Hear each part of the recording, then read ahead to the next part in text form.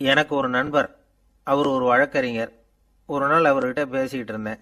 அப்போ கேட்டேன், ஏன் சார் நீங்கள்லாம் கோர்ட்டில் வாதாடுறப்போ கருப்பு நிற அங்கி அணியிறீங்களே, அதுக்கு என்ன காரணம்? சட்டத்துக்கும் கருப்பு கலருக்கும் என்ன சம்பந்தம் அப்படின்னு கேட்டேன். அது ஒரு சுவாரஸ்யமான கதைன்னார் அவர். சொல்லுங்களேன் அப்படின்னு அவர் சொன்னார். கிபி 1694 வருஷத்தில் இங்கிலாந்து அரசி 2வது மேரிங்கிறவர் இறந்து போனார். அந்த ராணியோட கணவர் 3ஆம் வில்லியம், அவரு ஒரு உத்தரவு போட்டாராம். அரசியோட மறைவுக்கு அனுதாபம் தெரிவிக்கிற வகையில் வழக்குரைஞர்கள் எல்லாரும் கருப்பு நிற அங்கி அணியணும் அப்படின்னு. அன்னைக்கு ஆரம்பித்த அந்த பழக்கம் அதுக்கப்புறம் மாறவே இல்லையாம், இன்னைக்கும் தொடருது. வழக்குரைஞர்கள்லாம் முதல்ல கருப்பு அங்கி மட்டும்தான் அணிஞ்சாங்களாம். அதில் ஒரு சின்ன சங்கடம், ஏற்கனவே உடம்பு கருப்பாக இருக்கிறவங்க அதுக்கு மேலே கருப்பு ட்ரெஸ் வேற போட்டுக்கிட்டா முகம் பளிச்சுன்னு தெரியாது இல்லையா? அதனால் முகம் பளிச்சுன்னு தெரியறதுக்காக அவங்கெல்லாம் வெள்ளை நிற பட்டியை அணிய ஆரம்பித்தாங்களாம். இப்படி தான் இங்கிலாந்தில் அந்த பழக்கம் ஆரம்பமாயிருக்குது. அந்த சமயத்தில் இந்தியாவை ஆண்டது பிரிட்டிஷ்காரங்க தானே, அதனால் இங்கேயும் அந்த பழக்கம் அப்படி நடைமுறைக்கு வந்துட்டுது. அதே மாதிரி சர்ச்சிலின் மூதாதையரான மார்ல்பரோ பிரபுவின் ஞாபகார்த்தமாக நீதிபதிகள் இந்த வெள்ளை குள்ளாய் அணிகிற முறை பழக்கத்துக்கு வந்துதான். இதுதான் என்னுடைய நண்பர் சொன்ன தகவல். இங்கிலாந்தில் நீதிமன்றம்ங்கிறது ரொம்ப மதிப்புள்ளது. அந்த அளவுக்கு சட்டத்துக்கு அங்கே மரியாதை. அங்கே நடந்த ஒரு சுவாரஸ்யமான நிகழ்ச்சியை ஒரு சகோதரி எழுதி அனுப்பியிருந்தாங்க. அவங்க அப்பா நீதித்துறையை சேர்ந்தவரான். அவர் சொன்னதான் இது. அவங்க எழுதி அனுப்பியிருந்த விஷயம் என்னென்னா, அங்கே ஒரு கேஸில் ஒரு முக்கியமான தீர்ப்பு வழங்க வேண்டியிருக்குது. ஜட்ஜு, பாரட்லா படித்த பெரிய பெரிய வக்கீல்கள், ஜூரி எல்லாருமா கூடி அந்த கேஸை பற்றி விவாதிக்கணும். சுமாராக 40 பேர். இதுக்காக கோர்ட்டு ஹாலில் விசேஷ சேம்பரில் நுழையிறதுக்கு முன்னாடி அவங்கெல்லாம் தங்களுடைய கோட்டு தொப்பி எல்லாத்தையும் கழட்டி அங்கே நின்றுக்கிட்டு இருந்த ஒரு அட்டெண்டர்கிட்ட கொடுத்துட்டு உள்ளே போனாங்க. அந்த ஆள் படிக்காதவர். அவர் ஒவ்வொருத்தர் கொடுக்கறதையும் வாங்கி அங்கே அப்படியே ஒரு இடத்துல அடுக்கி வைக்கிறார். அப்படியே வாங்கி உள்ளே வச்சுக்கிட்டு இருக்கிறார் ஒவ்வொரு இடத்துல. அது அவரோட வேலை. உள்ளே போன ஜட்ஜி, வக்கீல், ஜூரி எல்லாரும் ரொம்ப நேரமாக அந்த கேஸை பற்றி விவாதிக்கிறாங்க. ஒரு நாள் பூரா ஆயிட்டுது. அவ்வளவு தீவிரமாக அக்கு வேறு ஆணி வேறையா பிச்சு உதறி இருக்கிறாங்க. ஒரு வழியாக 13 மணி நேரம் கழித்து வெளியில் வந்திருக்கிறாங்க. ஒவ்வொருத்தராக வர வர அந்த அட்டெண்டரும் அவங்கவுங்க கோட்டு தொப்பியை அவங்கக்கிட்ட எடுத்து ரொம்ப மரியாதையாக திருப்பி கொடுத்துக்கிட்டு இருக்கிறார். கடைசியாக ஜட்ஜ்மெண்ட்லாம் எழுதி முடிச்சுட்டு ரொம்ப திருப்தியோடவும் களைப்போடவும் வெளியில் வந்துகிட்டு இருக்கிறாராம். இந்த ஆள் அவருடைய மேல் கோட்டையும் தொப்பியையும் எடுத்து அவர்கிட்ட ரொம்ப மரியாதையோடு நீட்டினாராம்.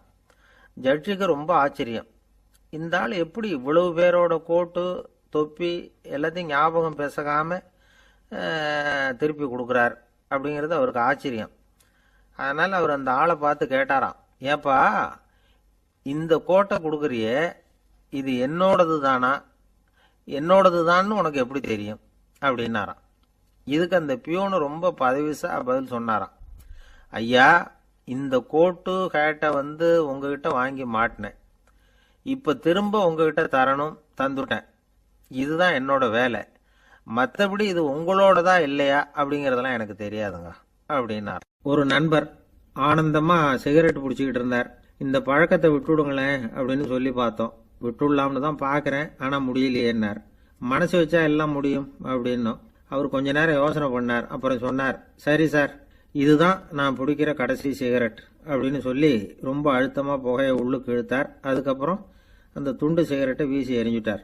ஒருத்தர் இது மாதிரி தீர்மானம் பண்ணி தன்னுடைய கடைசி சிகரெட்டை தூக்கி எறிஞ்சுட்டாருன்னா அது ஒரு பெரிய விஷயம்தான். அதுக்கு பிறகு அவர் உடம்புல படிப்படியாக என்னென்ன மாற்றங்கள் நடக்கும் அப்படிங்கிறத பற்றி ஒரு விவர பட்டியலே வெளியிட்டிருக்கிறாங்க. அது என்ன விவரம் தெரியுமா?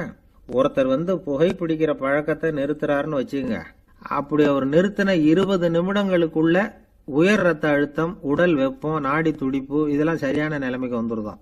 8 மணி நேரத்துக்குள்ள இந்த ஸ்மோக்கர்ஸ் பிரீத் அப்படிங்கிற தன்மை மறைஞ்சிருதான். ரத்தத்தில் உள்ள கார்பன் மோனாக்சைடு அளவு குறையுதான். ஆக்சிஜன் அளவு கூடுதான். சரியான அளவுக்கு வந்துருதான். ஒருத்தர் கடைசி சிகரெட்டை தூக்கி எறிஞ்சுட்டாருன்னா 24 மணி நேரத்துக்குள்ள மாரடைப்பு ஏற்படுறதுக்கான வாய்ப்பு குறைஞ்சுடுதான். 48 மணி நேரத்துக்குள்ள உணர்வு நரம்புகளின் முனைப்பகுதிகள் மறுபடியும் ஒன்று சேர்ந்துருதான். அதனால நாக்கு சுவை உணர்வு, மூக்கின் முகரும் சக்தி இதெல்லாம் மேம்படுதான், நல்ல நிலைமைக்கு வந்துருதான். சிகரெட்டை நிறுத்தின 3 நாளுக்குள்ள மூச்சு விடுறது சுலபமாயிடுதான். இப்படி அவங்க பட்டியல் நிறைய சொல்றாங்க. 2 அல்லது 3 மாசத்துக்குள்ள என்ன ஆகும் தெரியுமா, ரத்த ஓட்டம் மேம்படுது, நடக்கிறது சுலபமாயிடுது. நுரையீரல் கொள்ளளவு 30% அதிகரிக்குது. 1 to 9 மாசத்துக்குள்ள சுவாச குறைபாடுகள் நீங்குது. நுரையீரல்ல இருக்கக்கூடிய இந்த அசுத்தம் வடிகட்டும் திசுக்கள் சரியா வேலை செய்ய ஆரம்பிச்சிருது. 1 வருஷத்துக்குள்ள இந்த இதய அழுத்த நோய்க்கான வாய்ப்பு பாதியா குறைஞ்சிருது.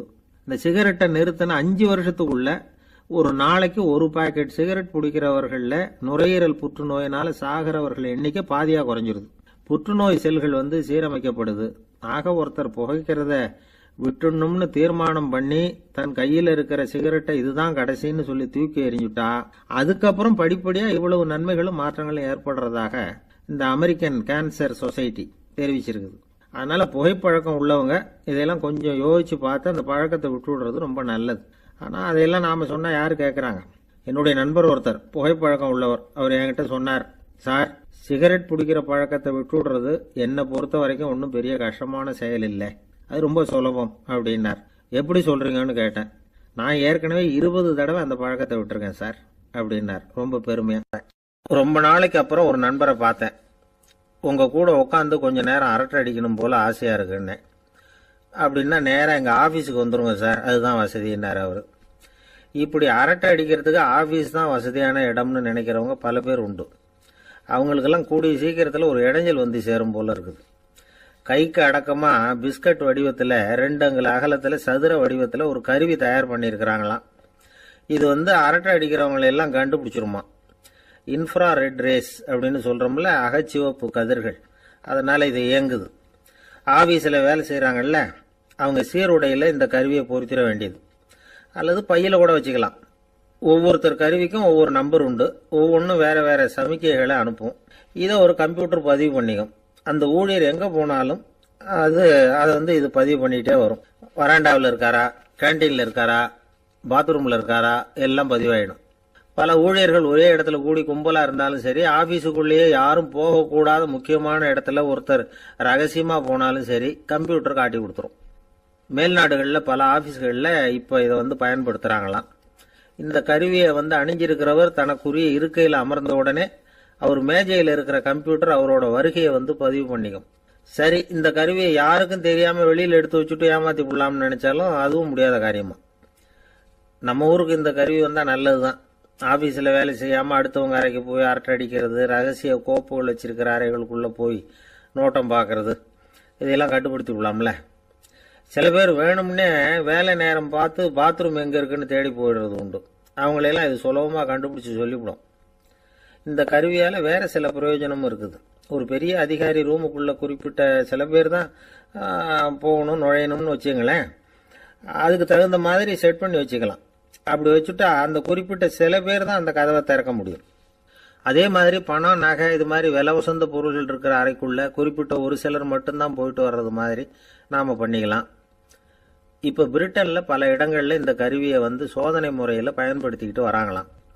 வயசானவங்களுக்கும் நோயாளிகளுக்கும் ஆபத்து காலத்துல உதவி செய்யறதுக்கும் நல்ல முறையில பயன்படுத்திக்கலாமா, அதாவது இந்த கருவி நல்லா பயன்படுமா. இப்பெல்லாம் ஆபீஸ்ல வேலை செய்யறவங்க எவ்வளவு விழிப்புணர்ச்சியோட இருக்கிறாங்க தெரியுமா. அன்னைக்கு அப்படித்தான் ஒரு ஆபீஸ் நண்பரை பார்த்து, இன்னைக்கு என்ன தேதி சார் அப்படின்னோம். சரியா ஞாபகம் இல்லைங்கன்னார். அதான் கையில நியூஸ் பேப்பர் வச்சிருக்கிறீங்களே, அதை பார்த்தா தெரியுமே அப்படின்னோம். அது எப்படி சார் தெரியும், இது நேத்திக்கு பேப்பர் ஆச்சே அப்படிங்கிறார். ஒரு பல்கலைக்கழகம், அங்க ஒரு இலக்கிய பேராசிரியர், அவர் பாடம் நடத்திக்கிட்டு இருந்தார். ராபர்ட் பிரவுனிங் எழுதிய கவிதைகளை பத்தி சொல்லிட்டு இருக்கிறார். மாணவர்களும் ரொம்ப அக்கறையா அதை கேட்டுக்கிட்டு இருக்கிறாங்க. ஒரு குறிப்பிட்ட கவிதையை பத்தி சொல்லும் பொழுது அந்த பேராசிரியருக்கே ஒரு சந்தேகம், அதாவது அந்த கவிதையின் சரியான அர்த்தம் என்னங்கிறதுல சந்தேகம். பேராசிரியர் யோசனை பண்ணார், அந்த கவிதையை முழுசா புரிஞ்சுக்க முடியல. அதனால மாணவர்களை பார்த்து சொன்னார், மாணவர்களே ஒரு நாள் பொறுத்துங்க, இந்த கவிதையை எழுதின கவிஞர் எங்க வீட்டுக்கு பக்கத்துல தான் இருக்கிறார். இன்னைக்கு சாயந்தரம் நான் அவரை நேரிலேயே போய் பார்க்கறேன், பார்த்து இதுக்கு என்னங்க அர்த்தம்னு கேட்டுட்டு வந்துடுறேன், அதுக்கப்புறம் உங்ககிட்ட சொல்றேன் அப்படின்னாராம். அன்னைக்கு சாயந்தரமே அந்த பேராசிரியர் கவிஞரை தேடிட்டு போயிட்டார். கவிஞர் அவங்க வீட்டில் அவர் பாட்டு உட்காந்துருந்தாராம்.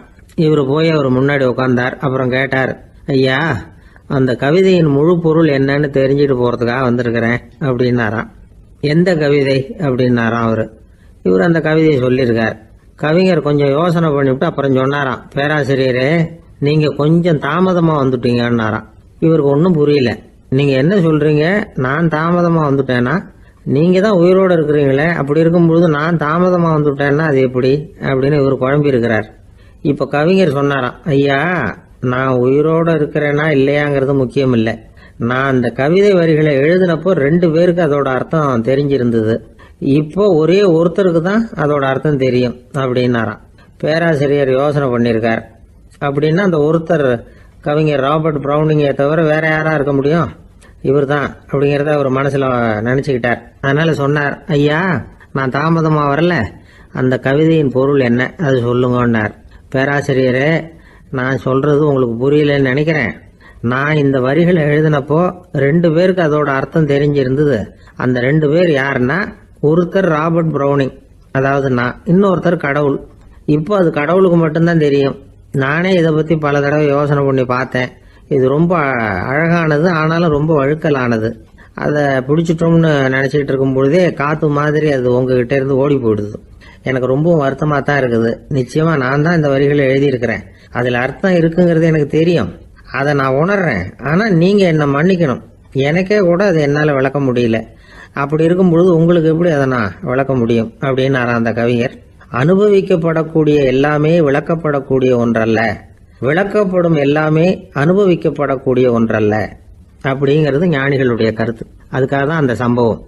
வாழ்க்கையில் நீங்கள் தொடர்ந்து ஆய்வு செய்து கொண்டே இருக்கக்கூடிய விளக்கங்களை ஒருபோதும் அடைய முடியாத பரிமாணங்கள் இருக்கிறதுனால தான் அது அலுப்பு தட்டாமல் இருக்குது. உங்களால் நிறைய அனுபவிக்க முடியும், இருந்தாலும் நீங்கள் அனுபவித்து அறிந்த விஷயங்கள் கூட வார்த்தைகளால் விளக்கப்பட முடிவதில்லை அப்படிங்கிறது பெரியோர் சிந்தனை. இதெல்லாம் ஒரு பக்கம் இருக்கட்டும். நமக்கு தெரிஞ்ச பேராசிரியர் ஒருத்தர் 1 மணி நேரம் ரொம்ப விவரமாக வகுப்பு எடுத்தார். கடைசியாக சொன்னார், மாணவர்களே ரொம்பவும் எளிமையாக விளக்கமாக எல்லா விவரமும் சொல்லியிருக்கிறேன். அதனால் இதில் உங்களுக்கு சந்தேகம் வர்றதுக்கு வாய்ப்பே இல்லை. இருந்தாலும் கேட்க வேண்டிய கடமை கேட்குறேன். இது வரைக்கும் நடத்தினதில் யாருக்காவது ஏதாவது சந்தேகம் உண்டா அப்படின்னு கேட்டாராம். எனக்கு ஒரே ஒரு சந்தேகம்தான் சார் அப்படின்னு எழுந்திரிச்சு நிற்கிறான் ஒருத்தன். என்னன்னு கேட்டாராம். இது வரைக்கும் நீங்கள் என்ன பாடம் சார் நடத்துனீங்க அப்படின்னானா.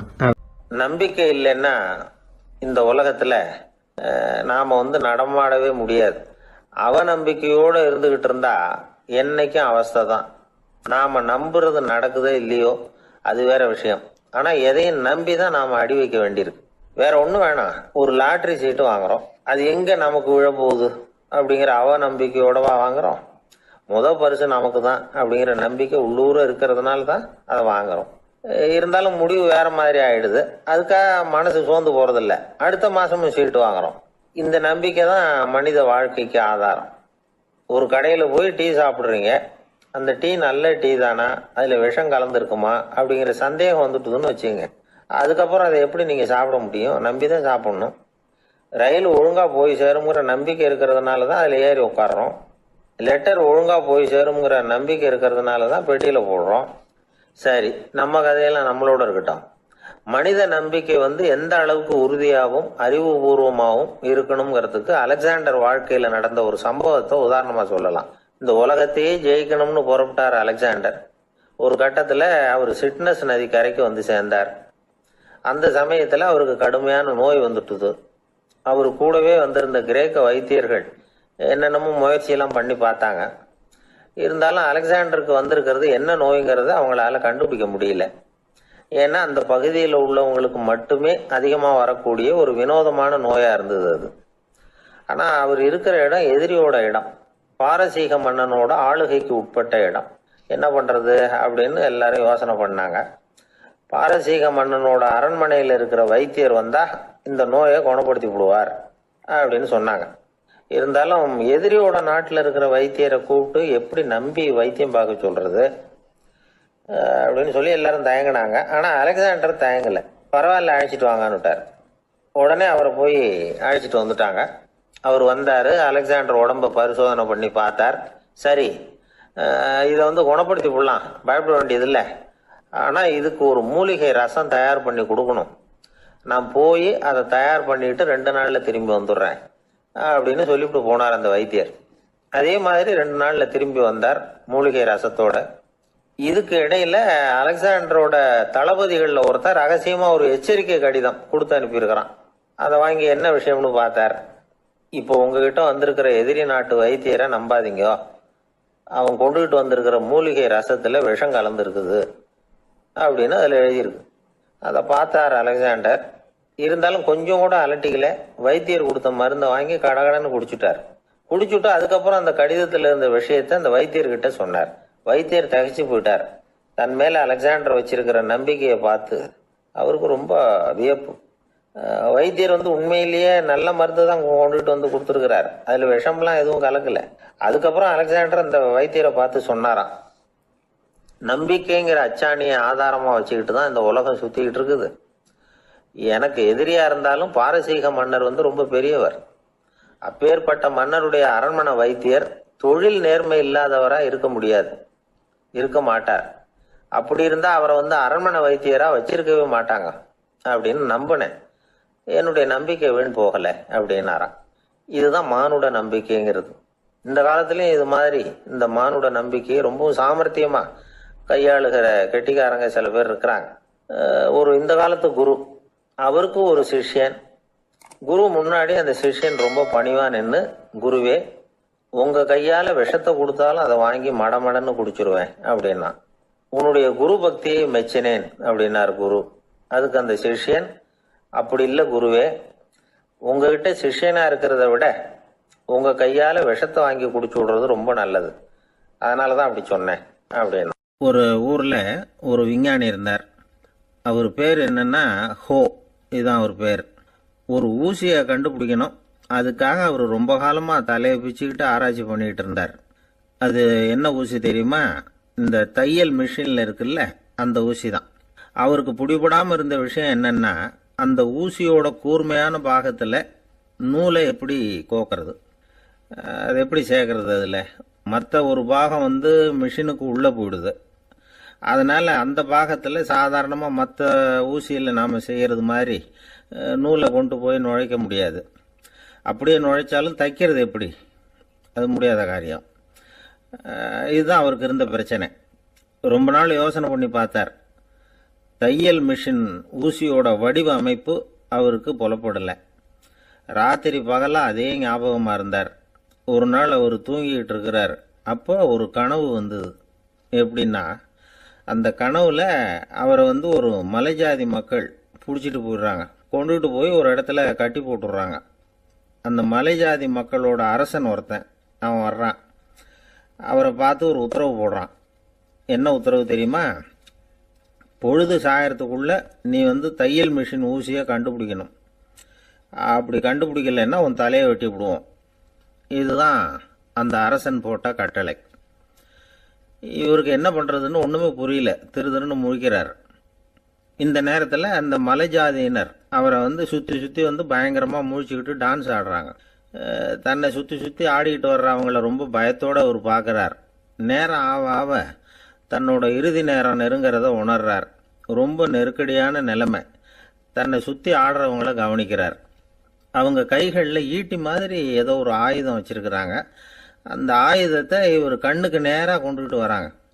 அதை அவர் பார்க்குறார். அந்த ஆயுதத்தின் கூரான முனையை இவர் கூர்ந்து கவனிக்கிறார். அந்த கூரான முனையில் ஒரு சின்ன துவாரம் தெரியுது. உடனே அவருக்கு பளிச்சுன்னு ஒரு ஐடியா உதயமாகுது. இதைத்தானே இவ்வளவு காலமும் நான் தேடிக்கிட்டு இருந்தேன். கூரான முனையில் ஒரு சின்ன துவாரத்தை போட்டுட்டா அது மூலமாக நூலை செலுத்தி மறுமுனையை மிஷினில் வச்சுடலாமே. தையல் மிஷின் ஊசி ரெடி அப்படின்னு நினைச்சார். திடீர்னு தூக்கம் கலைஞ்சது. உடனே தன்னுடைய தலைமாட்டில் இருந்த குறிப்பு ஏடில் இதை குறித்து வச்சுக்கிட்டார். அதுக்கப்புறமா அந்த ஊசியையும் அவர் செஞ்சு முடித்தார். இது எப்படின்னு நீங்கள் நினைக்கலாம், ஆனால் இது சாத்தியம்தான்.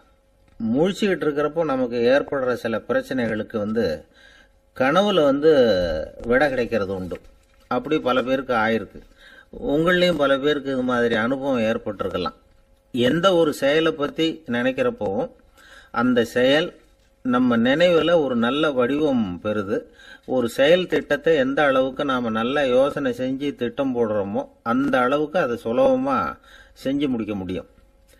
அந்த விஞ்ஞானி நினைச்ச காரியம் அவர் எண்ணம் பூராவும் ஆக்கிரமிச்சது.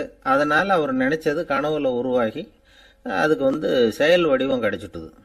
மனிதனோட உள் மனசுக்கு அவ்வளவு ஆற்றல் உண்டு அப்படின்னு சொல்கிறாங்க.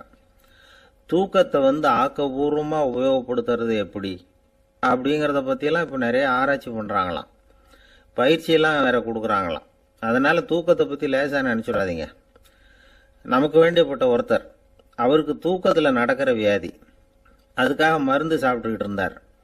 ஒரு நாள் அவரை பார்த்து கேட்டோம், ஏங்க உங்கள் தூக்கத்தில் நடக்கிற வியாதிக்கு மருந்து சாப்பிட்டீங்களே, ஏதாவது முன்னேற்றம், ஏதாவது இம்ப்ரூவ்மெண்ட் தெரியுதா அப்படின்னு கேட்டோம். தெரியுதுன்னார். எப்படின்னோம்?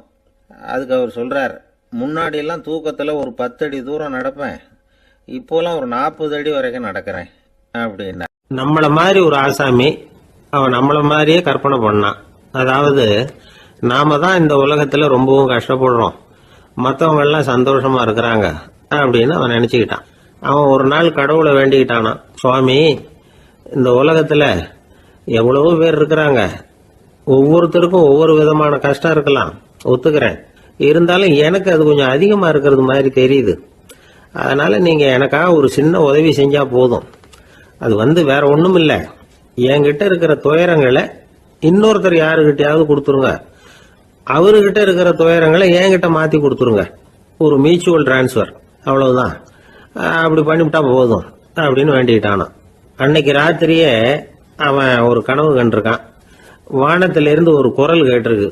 அது என்ன சொல்லிச்சு தெரியுமா? ஏ ஜனங்களே, எல்லாரும் அவங்கவுங்க கஷ்டங்களை ஒரு பையில போட்டு எடுத்துக்குங்க.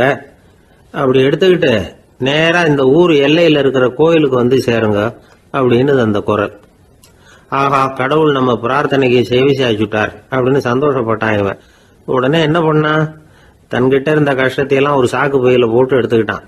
வீட்டை விட்டு வெளியில வந்தான். தெருவில் இறங்கி நடக்கிறான். அங்க பார்த்தா ஏகப்பட்ட பேர் ஆளுக்கு ஒரு பைய தூக்கிக்கிட்டு கோயிலுக்கு போயிட்டு இருக்கிறாங்க. சில பேர் மூட்டையா கட்டி தலையில சுமந்துக்கிட்டு போயிட்டு இருக்கிறாங்க. இவன் பார்த்தான்.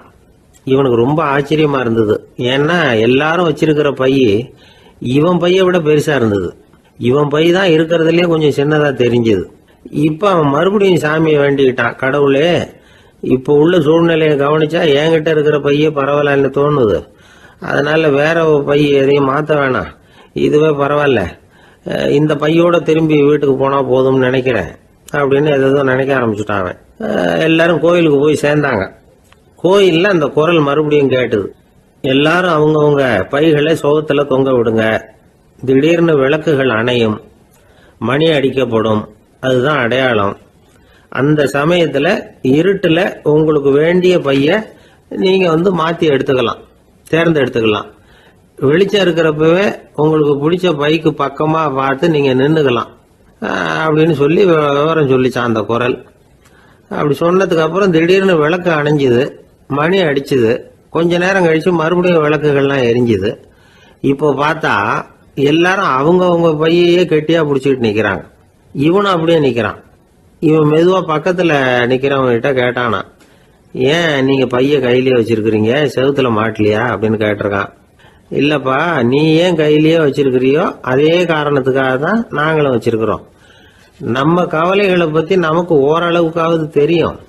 ஆனா மற்றவங்க கவலைகள் நமக்கு பரிச்சயம் இல்லாதவை, பழக்கம் இல்லாதது. அதனால நமக்கு தெரிஞ்ச கவலைகளை சமாளிக்கிறது சுலபம். தெரியாததை சமாளிக்கணும்னா மறுபடியும் ஆரம்பத்தில இருந்து ஆரம்பிக்கணும். அதனால பழைய நண்பர்களோட வாழறது தான் மேல் அப்படின்னு ஆனான். அதுக்கப்புறம் அவன் தன்னோட பைய போதும்னு வீட்டுக்கு திரும்பி வந்துட்டானான். இது ஒரு பெரியவர் சொல்லி இருக்கிற கதை. அதனால நம்ம கிட்ட இருக்கிற கஷ்டங்கள் தான் பெருசு, அதை இன்னொருத்தங்கிட்ட கொடுத்துட்டு மாத்திக்கலாம் அப்படின்னு நினைக்கிறது தப்பு. இதே மாதிரி இன்னொரு சம்பவம். ஒரு ஊர்ல ஒரு நாள் ராத்திரி ஆகாயத்திலிருந்து கடவுள் குரல் கேக்குது. இந்த ஊர்ல இருக்கிற ஜனங்கள்லாம் கொஞ்சம் கவனிங்க, உங்களுக்கு ஒரு செய்தி.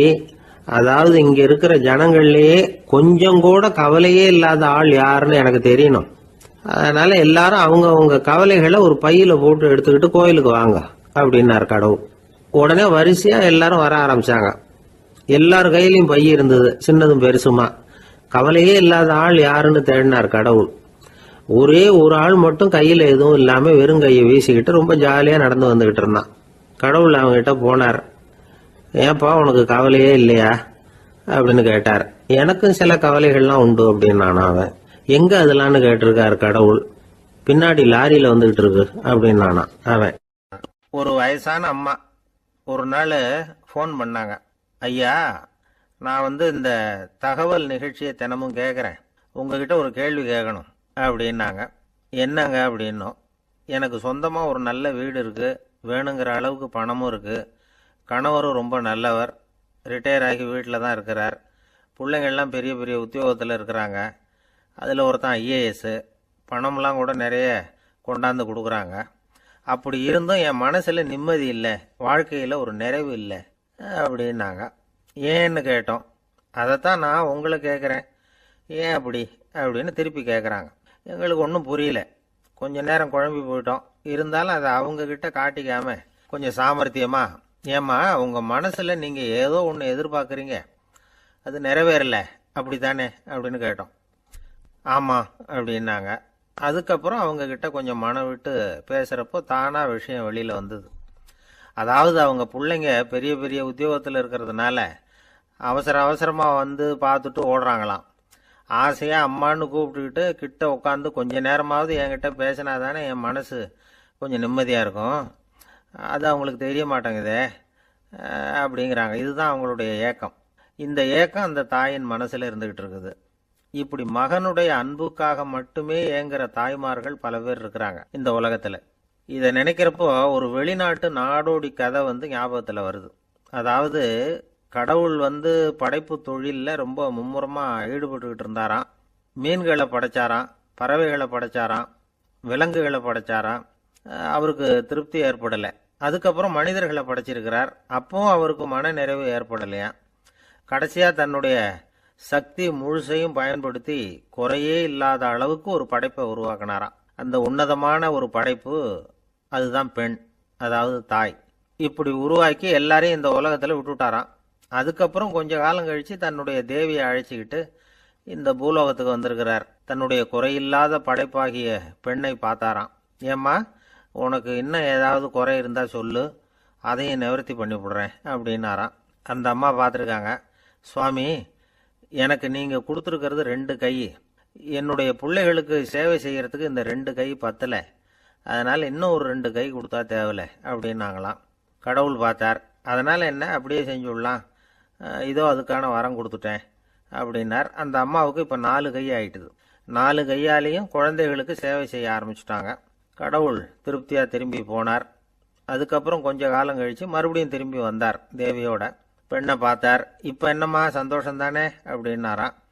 அதுக்கு அந்த அம்மா சந்தோஷம்தான், இருந்தாலும் இப்போ எனக்கு இருக்கிற 2 காலும் போதில்லை, இன்னும் ஒரு 2 கால் இருந்தால் தேவையில்லை, நிறைய ஓடி ஆடி பிள்ளைகளுக்காக வேலை செய்ய வேண்டியிருக்குது அப்படின்னாங்களாம்.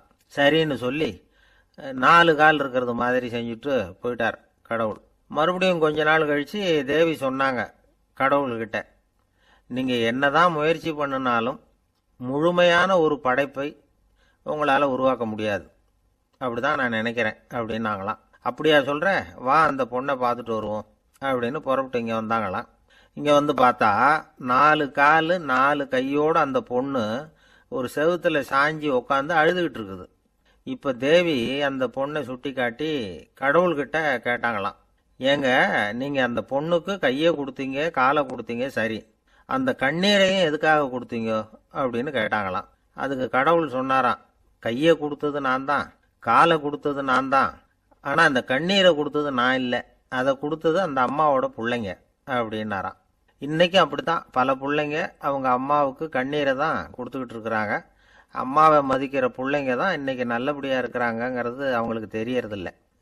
இந்த காலத்து பிள்ளையாண்டான் ஒருத்தன் அவங்க அம்மாக்கிட்டேயும் நல்ல பிள்ளையா நடந்துக்குவான், மனைவிகிட்டையும் நல்ல கணவனாக நடந்துக்குவான், ரொம்ப சாமர்த்தியம்.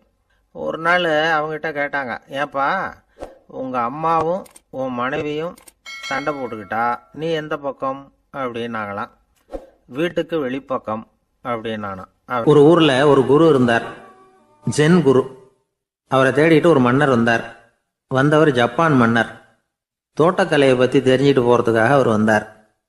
எப்படி தோட்டம் அமைக்கிறது அப்படிங்கிறத பற்றி அந்த குரு விவரமாக சொல்லி கொடுத்தாரு. ஒரு நாள் 2 நாள் இல்லை, 3 வருஷம் கற்றுக் கொடுத்தார். அதுக்கப்புறம் சொன்னார், நான் கற்றுக் கொடுத்துட்டேன், இனிமேல் நீங்கள் போகலாம், போய் தோட்டம் அமைக்கலாம், அதுதான் உங்களுக்கு பரிசை. தோட்டம் அமைச்ச பிறகு சொல்லி அனுப்புங்க, நான் வந்து பார்க்குறேன். நீங்கள் இங்கே என்னவெல்லாம் கற்றுக்கிட்டீங்களோ அதையெல்லாம் அங்கே செயல்முறையில் செஞ்சு காட்டுங்க அப்படின்னு சொல்லி அனுப்பி வச்சார். மன்னர் போனார்.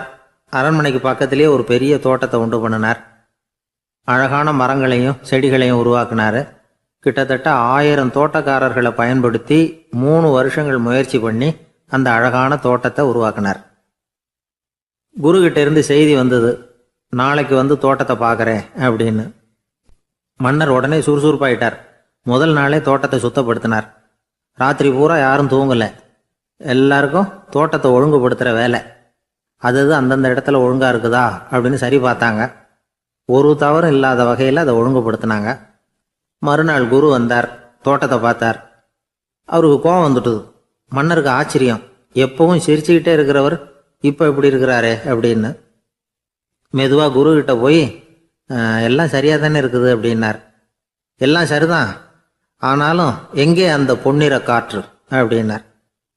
உதிர்ந்த இலைகள், பொன் மஞ்சள் நிற இலைகள் காற்றில் அப்படி புரண்டு ஓடுவதை நான் பார்க்க முடியவில்லையே அப்படின்னாராம்.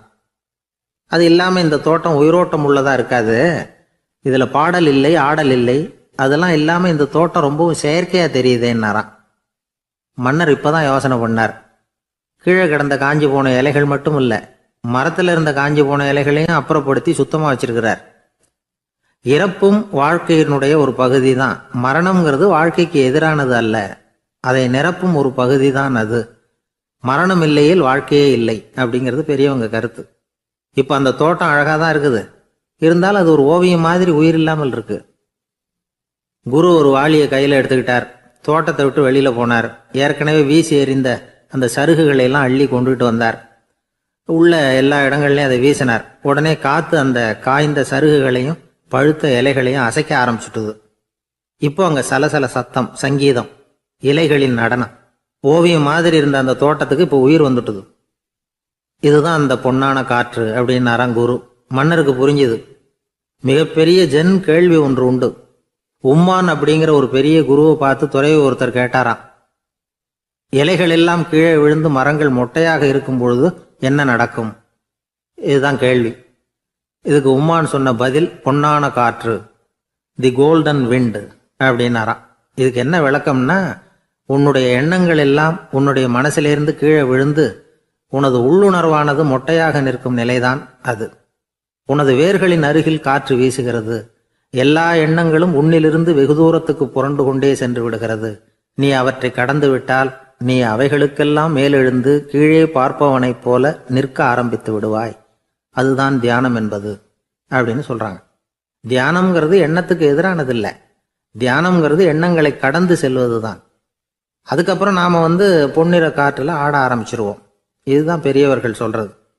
என்கிட்ட ஒருத்தர் தோட்டம் அமைக்கணும்னு யோசனை கேட்டு வந்தார். எல்லாம் சொல்லி கொடுத்தேன். செடிகள்லாம் செழிப்பாக வளரணும்னா வேர் காயாமல் பார்த்துக்குங்க, தினமும் தண்ணி விடுங்க அப்படின்னு சொல்லி அனுப்பி வச்சேன். 1 மாதம் கழிச்சு ஒரு தோட்டத்தை பார்க்கறதுக்காக போனேன். போய் பார்த்தா எல்லா செடியும் வாடி கிடக்குது. என்னங்க இப்படி பண்ணிவிட்டீங்கன்னு. நீங்கள் சொன்னபடி தான் செஞ்சேன்னார். என்ன செஞ்சீங்கன்னு கேட்டேன். வேர் காயாமல் பார்த்துக்க சொன்னீங்க, தினமும் ஒரு தடவை எல்லா செடியையும் ஒவ்வொன்றா பிடுங்கி பார்த்து வேர் காயாமல் இருக்கா அப்படின்னு பார்த்துட்டு அதுக்கப்புறம் தண்ணி பாய்ச்சனே, அவ்வளவுதான் அப்படின்னாரு. நம்ம உடம்புல ரத்த அழுத்தம் இருக்குதே, அது நல்லதா கெடுதலா? உடனே அது கெடுதல்னு தான் சொல்லுவோம். ஆனால் உண்மை அது இல்லை. இயற்கையாக உள்ள ரத்த அழுத்தம் நம்ம உடம்புக்கு தேவையான ஒன்று. அந்த அழுத்தம் அதிகமாக போனாதான் கெடுதல். அதை தான் நாம் பிபின்னு சொல்கிறோம். ஆனால் அது உண்மையிலேயே உயர் ரத்த அழுத்தம், ஹைப்பர் டென்ஷன். இதயம்ங்கிறது ஓயாமல் வேலை செஞ்சுக்கிட்டு இருக்கிற ஒரு பம்பு. இதயம் சுருங்கி ரத்தத்தை பம்பு செய்கிறப்போ ரத்த அழுத்தம் கூடுதலாக இருக்கும். இதுக்கு பேர் சிஸ்டாலிக் பிளட் ப்ரெஷர் அப்படின்னு பேர். இதயம் விரிந்த நிலைக்கு திரும்புறப்போ ரத்த அழுத்தமும் குறையுது. இதுக்கு பேர் டயஸ்டாலிக் பிளட் ப்ரெஷர் அப்படின்னு பேர். இப்படி இது மாறி மாறி இருக்கும். இந்த பிபி 140 90 இப்படின்லாம் சொல்றாங்கல்ல, இதுதான். சீராக இருக்க வேண்டிய ரத்த அழுத்தம் ஒரு அளவுக்கு மேல அதிகரிச்சுட்டா ஆபத்து ஆரம்பம்னு அர்த்தம். சரி, இந்த உயர் ரத்த அழுத்தம் உண்டாகிறதுக்கு என்ன காரணம்? இதனாலதான் இது வருதுன்னு ஒரு காரணத்தை குறிப்பிட்டு சொல்ல முடியாது. ஆனா வம்சாவளி காரணம், ரொம்ப டென்ஷனான சூழ்நிலையில வேலை செய்யறது, உடம்பு குண்டா இருக்கிறது, இதெல்லாம் இந்த ஹை பிபிக்கு துணை செய்யுது. அப்படிதான் எடுத்துக்க வேண்டியிருக்குது. இது கிருமியினால ஏற்படுற வியாதி இல்லை, உடம்புல ஏற்படுற ஒரு பழுது, அவ்வளவுதான். 40 வயசுக்கு மேலதான் பொதுவா இது பாதிக்கும். அதெல்லாம் சரி, ஒருத்தருக்கு உயர் ரத்த அழுத்தம் இருக்குது, அதை கட்டுப்படுத்துறதுக்கு வழி ஏதாவது உண்டா அப்படின்னா உண்டு. மருந்து கொடுத்தும் சரி பண்ணலாம். மருந்து இல்லாத சிகிச்சை முறைகளும் இருக்குது. இப்ப மருந்து சாப்பிட்றதுன்னா டாக்டர் கிட்ட போயிடலாம். அதுக்கு இப்ப சுமாரா 30 விதமான மருந்துகள் இருக்குதான். மருந்தோட உடல் கட்டுப்பாடும் மனக்கட்டுப்பாடும் சேர்ந்ததுன்னா ரொம்ப விசேஷம். அது இருக்கட்டும், மருந்து இல்லாம நாம செய்ய வேண்டியது என்ன, அதை தெரிஞ்சுக்குவோம். முதல்ல சீரான உடற்பயிற்சி, வாக்கிங் ரொம்ப நல்லது. மனசை அமைதிப்படுத்துறதுக்கு யோகாசனம், ஆழ்நிலை தியானம், இது மாதிரியான பயிற்சிகள் நல்லது. ஒரு காலத்துல யோகாசனம் பண்ணுங்க, தியானம் பண்ணுங்கன்னு சொன்னா ஒரு மாதிரியா பார்த்தாங்க. இப்ப மருத்துவ நிபுணர்களே அதெல்லாம் ரொம்ப அவசியம்தான் அப்படின்னு சொல்றாங்க. இன்னொரு அதிசய சிகிச்சை முறை இப்போ வழக்கத்துக்கு வந்திருக்குது.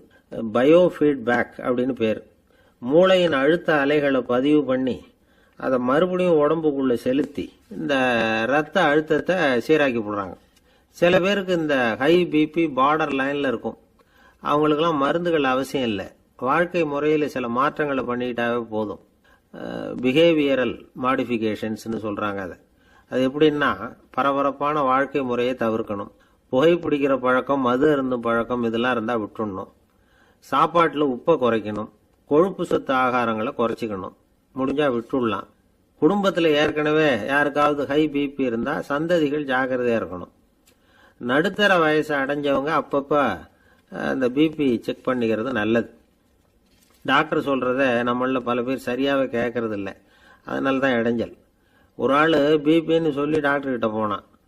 உடம்பு குண்டா இருக்கு, அதை குறைக்கணும், முதல்ல தினமும் உடற்பயிற்சி பண்ணு அப்படின்னார். சரின்னு சொல்லிவிட்டு வந்தான், செஞ்சான். கொஞ்ச நாள் கழிச்சு மறுபடியும் டாக்டர் கிட்ட போனான். என்னப்பா எக்ஸசைஸ் பண்ணியா அப்படின்னு கேட்டார். தினமும் பண்ணினேன் டாக்டர்னா. என்ன பண்ணேன்னு கேட்டார்.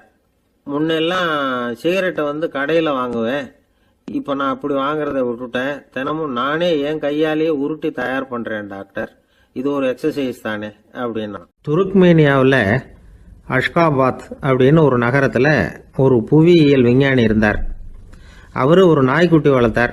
ஒரு நாள் முன்னிரவு நேரம் ஒரு மேஜைக்கு முன்னாடி உட்காந்து அந்த விஞ்ஞானி ஏதோ கணக்கு போட்டுக்கிட்டு இருக்கிறார். அவருக்கு ஒரு சின்ன பெண் குழந்தை, அது தொட்டிலில் தூங்கிட்டு இருக்குது. அந்த நாய்க்குட்டியும் ஒரு மூலையில் படுத்து அது பாட்டுக்கு தூங்கிட்டு இருந்தது. ஒரே அமைதி. அந்த நேரத்தில் திடீர்னு அந்த நாய்க்குட்டி துள்ளி எழுந்திரிச்சது, நேராக குழந்தைகிட்ட ஓடிச்சு.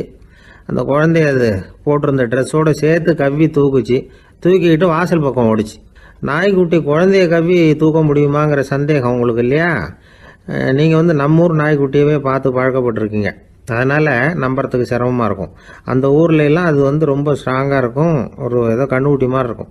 விஞ்ஞானி அதை பார்த்துட்டார். உடனே அந்த நாய்க்கு வெறி பிடிச்சிட்டுதுன்னு முடிவு பண்ணிட்டு தன்னோட கை துப்பாக்கியை எடுத்துக்கிட்டு ஓடி வந்தார். அவர் வெளியில் நாய்க்குட்டி எங்கே அப்படின்னு பார்த்து தேடுறார். அந்த நேரத்தில் அந்த வீடு இடிஞ்சு விழுது. காரணம் பூமி அதிர்ச்சி. இப்படி பூமி அதிர்ச்சி உண்டாக போகுதுங்கிறது அந்த நாய்க்குட்டிக்கு முன்னாடியே தெரிஞ்சு போச்சு. அதுதான் குழந்தைய தூக்கிட்டு வெளியில் ஓடி வந்திருக்குது. அது மூலமாக அந்த குடும்பத்தையே காப்பாற்றி இருக்குது அந்த நாய்க்குட்டி. இந்த சம்பவம் நடக்கிறதுக்கு 3 நாளைக்கு முன்னாடியே சில பிராணிகளுக்கு இப்படி நடக்க போகுதுங்கிறது தெரிஞ்சிருக்குதான். ஆமாம், அந்த நகரத்தில் 3 நாளைக்கு முன்னாடியே பாம்பு, பல்லி இதெல்லாம் அது தங்கியிருந்த வலையை விட்டு வெளியில் ஓடி வந்துட்டுது. அதே மாதிரி அங்கே இருந்த புறாவெல்லாம் பறந்து போயிடுச்சான். இதே மாதிரி யுகோஸ்லோவியாவில் கூட ஒரு நகரம், அங்கே ஒரு நாள் ராத்திரி ஒரு மிருக காட்சி சாலையில் திடீர்னு ஒரு பெரிய கலவரம், கூச்சல், குழப்பம். அங்கே இருந்த கழுதை, புலி, யானை, பறவை எல்லாம் கண்ணாபின்னான்னு கத்த ஆரம்பிச்சுட்டுது. நீர் யானை அதுக்குன்னு போட்டிருந்த தடுப்பையே தாண்டி குதிச்சு வெளியில் வந்துட்டு தான். மறுநாள் தான் எல்லாருக்கும் விஷயம் புரிஞ்சுது. அடுத்த நாள் காலையில் அங்கே பூமி அதிர்ச்சி உண்டாயிட்டுது. இப்போ பாருங்க, அதாவது மனுஷனை போய் தீர்க்க தரிசி அது இதுன்னு சொல்லிட்டு இருக்கிறோம், இவனை விட அது பரவாயில்லைன்னு தோணுது. அதாவது மிருகங்கள் ஒன்று நடக்க போகுதுங்கிறத முன்னாடியே புரிஞ்சுக்குதே. சரி, இதெல்லாம் எப்படி அது முன்கூட்டி புரிஞ்சுக்குது? அதுதான் படைப்பு ரகசியம். அதை கண்டுபிடிக்கிறதுக்கு தான் மனுஷன் ஆராய்ச்சி பண்ணிட்டு இருக்கிறான். விஞ்ஞானிகளோட ஆராய்ச்சியெல்லாம் ஒரு பக்கம் இருக்கட்டும், வீட்டுக்குள்ளேயே சில ஆராய்ச்சி பண்ணி பாருங்களேன். இப்போ சில யோசனை சொல்லி அதை சோதனை பண்ணி பாருங்க அப்படின்னு ஒருத்தர் சொன்னாராம். அதாவது இப்போ மழை வருமா வராதா அப்படின்னு தெரிஞ்சுக்கணுமா, உடனே ஒரு பூனைக்குட்டி பின்னாடியே மெதுவாக போய் அது என்ன செய்யுதுன்னு கவனித்து பார்க்கணும். பூனைக்குட்டி தன்னோட பாதத்தினால சுகத்தில் வந்து அப்படி கீறிக்கிட்டு இருக்கும். அப்படி கீறினா கண்டிப்பாக மழை வரும். சில சமயம் பூனைக்குட்டி அப்படி மல்லாந்து படுத்துக்கிட்டு பாதத்தை உயர தூக்கும், அப்படியும் அப்படியும் புரளும். இப்படி செஞ்சதுன்னா அன்னைக்கும் மழை இருக்காது. அதனால் முன்னாடி இருந்தது மழை வர்றதுக்கு அறிகுறி, இது மழை இல்லைங்கிறதுக்கு அறிகுறி.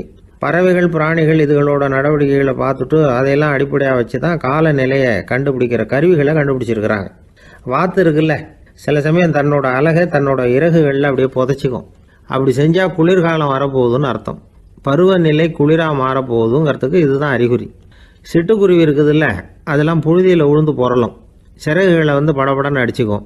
அப்படி செஞ்சால் மழை வரப்போகுதுன்னு அர்த்தம். ஒன்று மட்டும் நாம் நல்லா தெரிஞ்சுக்கணும், இயற்கையின் சீற்றம்னு சொல்கிறோம் இல்லையா, இயற்கை ஏன் நம்ம மேலே கோவப்படுது? இயற்கையை நாம் அனுசரித்து போகிறதில்ல, அதனால் கோவப்படுது. காடுகளை அழிக்கப்படாது, விலங்குகளை கொல்லக்கூடாது, இயற்கை ஏற்படுத்தி வச்சிருக்கிற சமநிலையை கெடுக்கக்கூடாது. அதை புரிஞ்சுக்கிட்டு வாழ்ந்தோம்னா பூமியும் நடுங்காது, நாமளும் நடுங்க வேண்டிய அவசியம் இருக்காது. ஒருத்தர் இருந்தார், சாராய கடைக்கு போனாராம், நிறைய சாப்பிட்டார். அப்புறம் சொன்னார், இது ரொம்ப அற்புதமான சரக்கு போல் இருக்குது, உள்ளே போன உடனே இந்த பூமியே நடுங்கிறது மாதிரி இருக்குது எனக்கு அப்படின்னாராம். இதுக்கு கடைக்காரர் சொல்லியிருக்கார், நீங்கள் சாப்பிட்டது வெறும் பச்சை தண்ணி தாங்க, இப்போ ஏற்பட்டிருக்கிறது நிஜம் பூமி அதிர்ச்சி அப்படின்னாராம். ஒரு ஊரில் ஒரு துறவி இருந்தார், புத்த சமய துறவி. அந்த ஊர் மன்னன் அவரை பற்றி கேள்விப்பட்டிருக்கான். ஒரு நாள் புறப்பட்டு போனான், துறவியின் பாதங்களை தொட்டு வணங்கினான். அதுக்கப்புறம் சொன்னான், ஐயா, நான் உங்களை அரண்மனைக்கு அழைச்சிட்டு போகிறதுக்காக வந்திருக்கிறேன், இனிமேல் நீங்கள் இங்கே எதுக்கு இருக்கணும் அப்படின்னானா. அவன் மனசுக்குள்ளே என்ன நினைப்புன்னா, இவர் எங்கே வர போகிறாரு, நான் ரொம்ப எளிமையானவன், எனக்கு எதுக்கு அரண்மனை வாசம்னு சொல்லிவிடுவார் அப்படின்னு நினச்சிருக்கான். ஆனால் அந்த துறவி என்ன பண்ணார் தெரியுமா, அப்படியா, சரி போகலாம், வா, போய் உன் ரதத்தை கொண்டுட்டு வா, அரண்மனைக்கு போகும்பொழுது அதுக்கு தகுந்த மாதிரி ஆடம்பரமாக போகணும் அப்படின்னு விட்டாரான். துறவி இப்படி சொன்னதும் அந்த மன்னனுக்கு மனசுக்குள்ளே சந்தேகம் வந்துட்டுது. இவர் உண்மையிலேயே துறவி தானா, ஏமாத்து பேர் வழி மாதிரி தெரியுதே அப்படின்னு நினச்சிருக்கான். இருந்தாலும் இனிமேல் என்ன பண்ணுறது, சொல்லியாச்சு. ரதத்தை கொண்டுகிட்டு வந்தான். துறவி ஏறி உக்காந்தார். பக்கத்தில் ராஜா, அவர் ரொம்ப உற்சாகமாக வரார், இவன் ரொம்ப சோர்ந்து போய் வரான். துறவி மரத்தடியிலேயே வாழ்ந்து பழக்கப்பட்டவர், அரண்மனையில் எளிமையாக ஒரு இடத்துல உட்காந்துக்குவார் அப்படின்னு நினச்சான். ஆனால் அப்படி இல்லை. அரண்மனைக்கு வந்த உடனே அந்த துறவி அதை கொண்டுட்டு வா, இதை கொண்டுட்டு வான்னு சொல்லி உத்தரவு போட ஆரம்பிச்சுட்டார். அரண்மனையில் இருந்தால் அரசனை மாதிரி இருக்கணும் அப்படிங்கிறார். ராத்திரி பூரா சௌரியமாக தூங்கினார். பகலில் அரண்மனை தோட்டத்தில் உலாவ வேண்டியது, நீச்சல் குளத்தில் குளிக்க வேண்டியது, இப்படியே பொழுது போக்கிட்டு இருக்கிறார். அந்த அரண்மனையில் துறவி வந்து மகிழ்ச்சியாக இருக்கிறார். மன்னனால் அப்படி இருக்க முடியல. அவருக்கு எந்த கவலையும் இல்லை, இவனுக்கு அரசாங்க கவலைகள். துறவி அப்படி இருக்கிறத இவனால் தாங்கிக்க முடியல. ஒரு நாள் அவர்கிட்டயே போய், நான் உங்ககிட்ட கொஞ்சம் பேசணும் நானா. துறவி பார்த்தார், நான் இந்த அரண்மனைக்கு வரும்பொழுதே நீ என்னமோ என்கிட்ட கேட்கணும்னு நினைச்ச, ஏன் காலதாமதம், நீ அனாவசியமாக உன்னையே தொந்தரவு பண்ணிட்டு இருக்கிற, நீ கவலையாக இருக்கேங்கிறது எனக்கு புரியுது.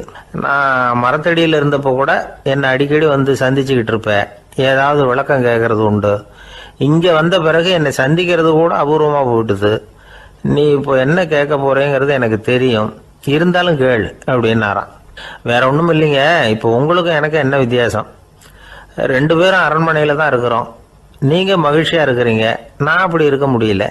இவ்வளவுக்கும் நீங்கள் முன்னாடி இருந்தது மாதிரி இல்லை. தினமும் தங்க தேர் கேட்குறீங்க, உயர்தரமான ஆடைகள் அணிகிறீங்க, சுவையான சாப்பாடு. இப்படி இருக்கிறப்போ உங்களுக்கும் எனக்கு என்ன வித்தியாசம்? இதுதான் மன்னனுடைய கேள்வி. இதுக்கு பதில் சொல்கிறேன், என் கூட புறப்பட்டு வா, இந்த நகரத்துக்கு வெளியில் போவோம் அப்படின்னு சொல்லி அரசனை கூப்பிட்டுக்கிட்டு ஊர் எல்லைக்கு வந்து சேர்ந்தார் துறவி. அங்கே போய் சொன்னார், இதை பாருப்பா, இந்த இடத்த தான் தேடிக்கிட்டு இருந்தேன், இனிமே நான் வந்து திரும்பி வரப்போறதில்ல, நீ என்னோட வர்றியா திரும்பி போறியா அப்படின்னார். நான் எப்படிங்க உங்கள் கூட வர முடியும், என்னுடைய நாடு, என்னுடைய சொத்துக்கள், மனைவி மக்கள் எல்லாத்தையும் விட்டுட்டு எப்படிங்க வர்றதுன்னா.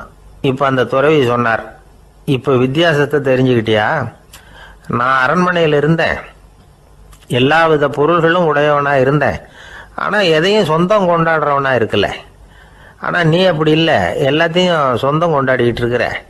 இதுதான் நமக்குள்ள வித்தியாசம். அப்படின்னு சொன்னார். அரண்மனை ஆடைகளை அப்படியே கலைஞர் அரசங்கிட்ட கொடுத்தார். உன்னுடைய ஆடைகளை நீயே வச்சுக்கோன்னார். அவர் பாட்டுக்கு நடந்து போனார், திரும்பியே பார்க்கல. அரசனுக்கு அப்பதான் தன்னுடைய அறியாமை விளங்குச்சான்.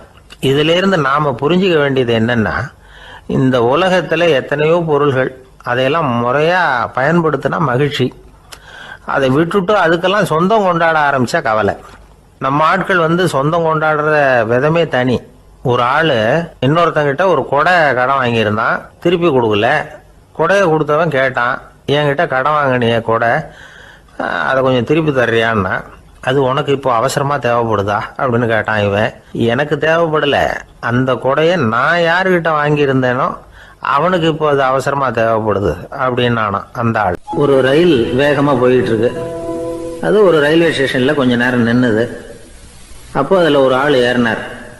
தலையில ஒரு மூட்டையை வச்சிருந்தார். மூட்டையை தலையில சுமந்துக்கிட்டே உள்ள வந்தாரு. மூட்டையை தலையில சுமந்துக்கிட்டே ஒரு இடத்துல உட்கார்ந்தார். ரயில் மறுபடியும் புறப்பட்டது.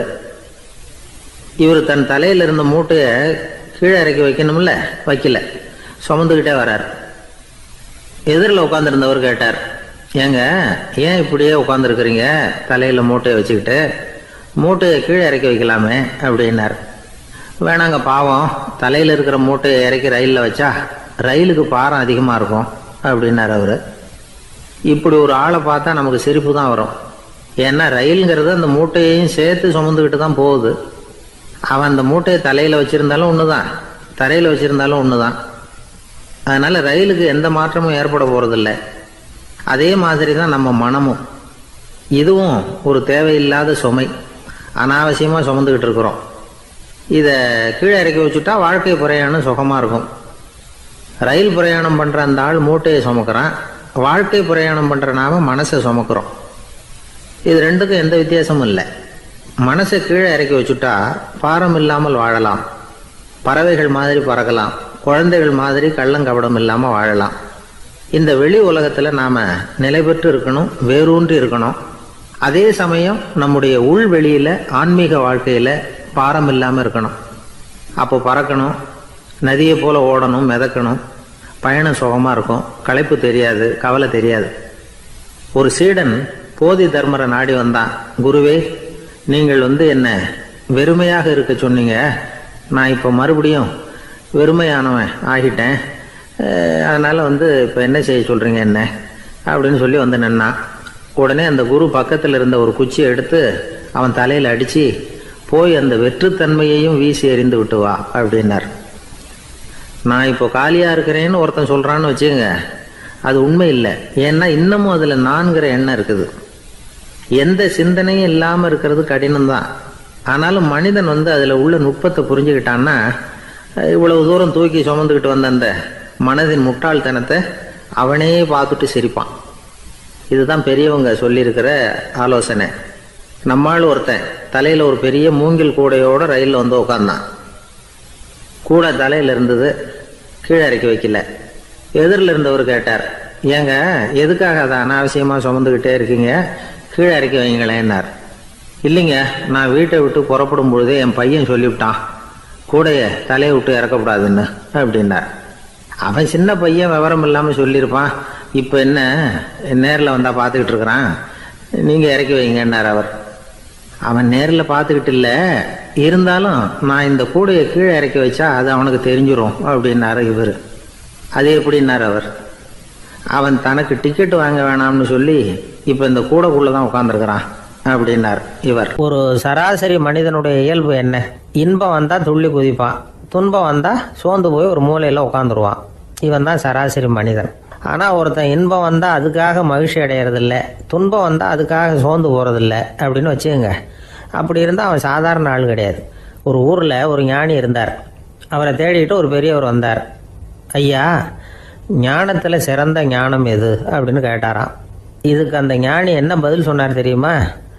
இன்பத்தினால மகிழ்ச்சி அடையாமலும் துன்பத்தினால சோர்வு அடையாமலும் இருக்கிறது தான் அந்த ஞானம், பெரிய ஞானம் அப்படின்னாராம். சரி சுவாமி, அப்படிப்பட்ட ஞானம் உங்களுக்கு எப்படி வந்ததுன்னு கேட்டிருக்காரு இவர். அதை நான் ஒரு கழுதைகிட்ட இருந்து கற்றுக்கிட்டேன் அப்படின்னாராம் அவர்.